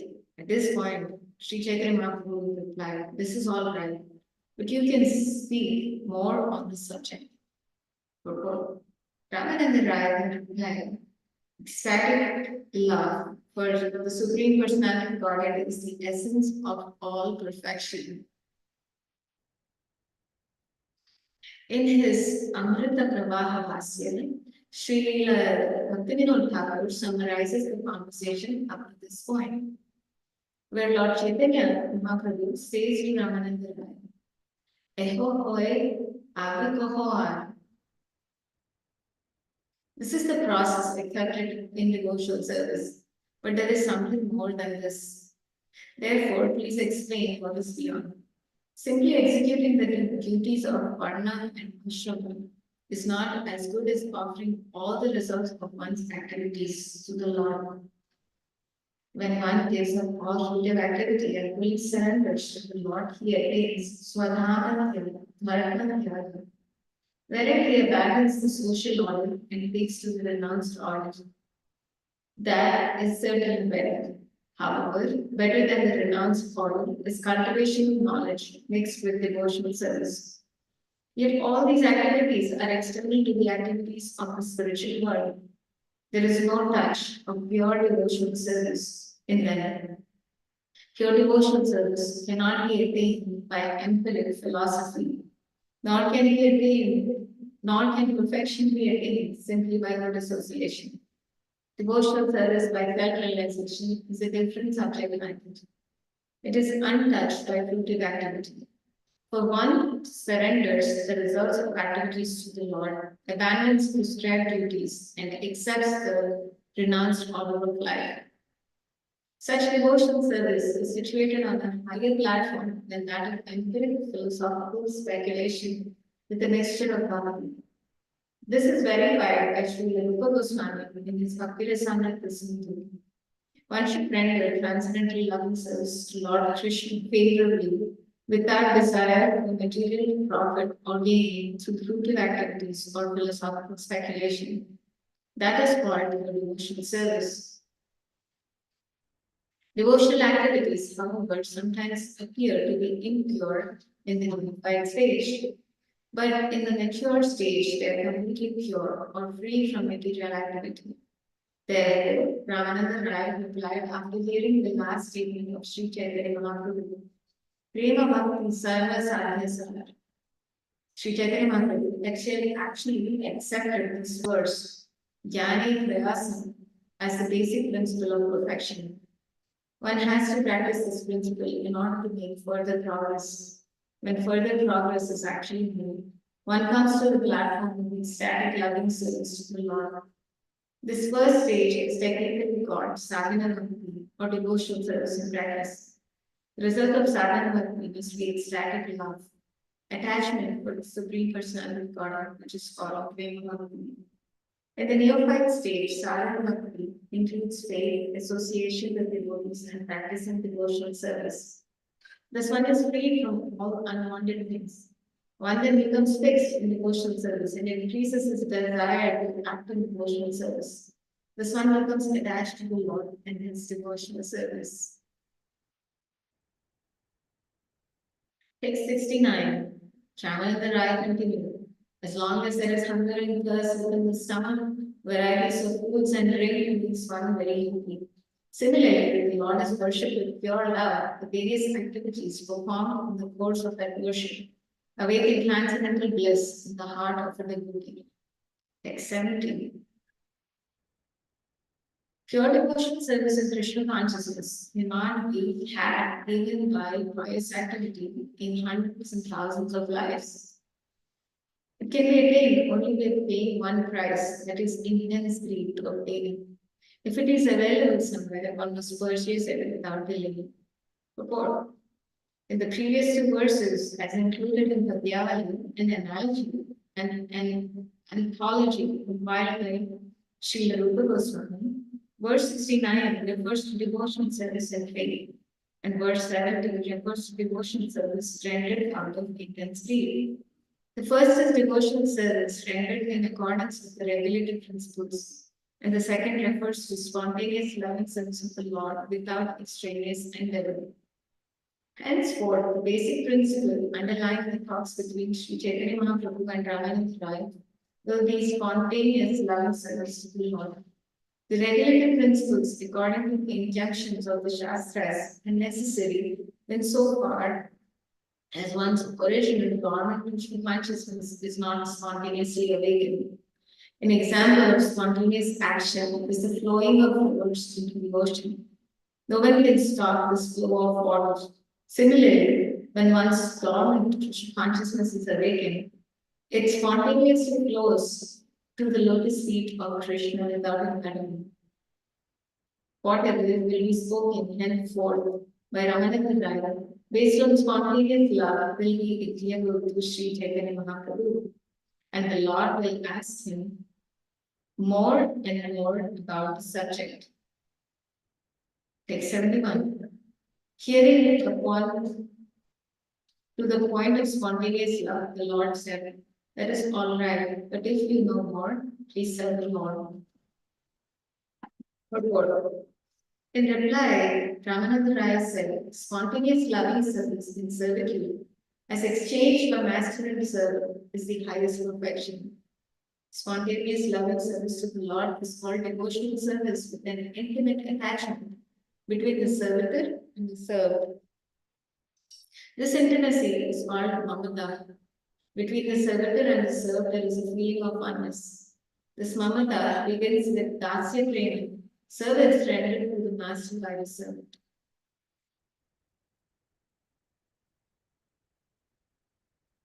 Unless there is such a relationship, the loving affairs between the Lord and his devotee are not actually fixed.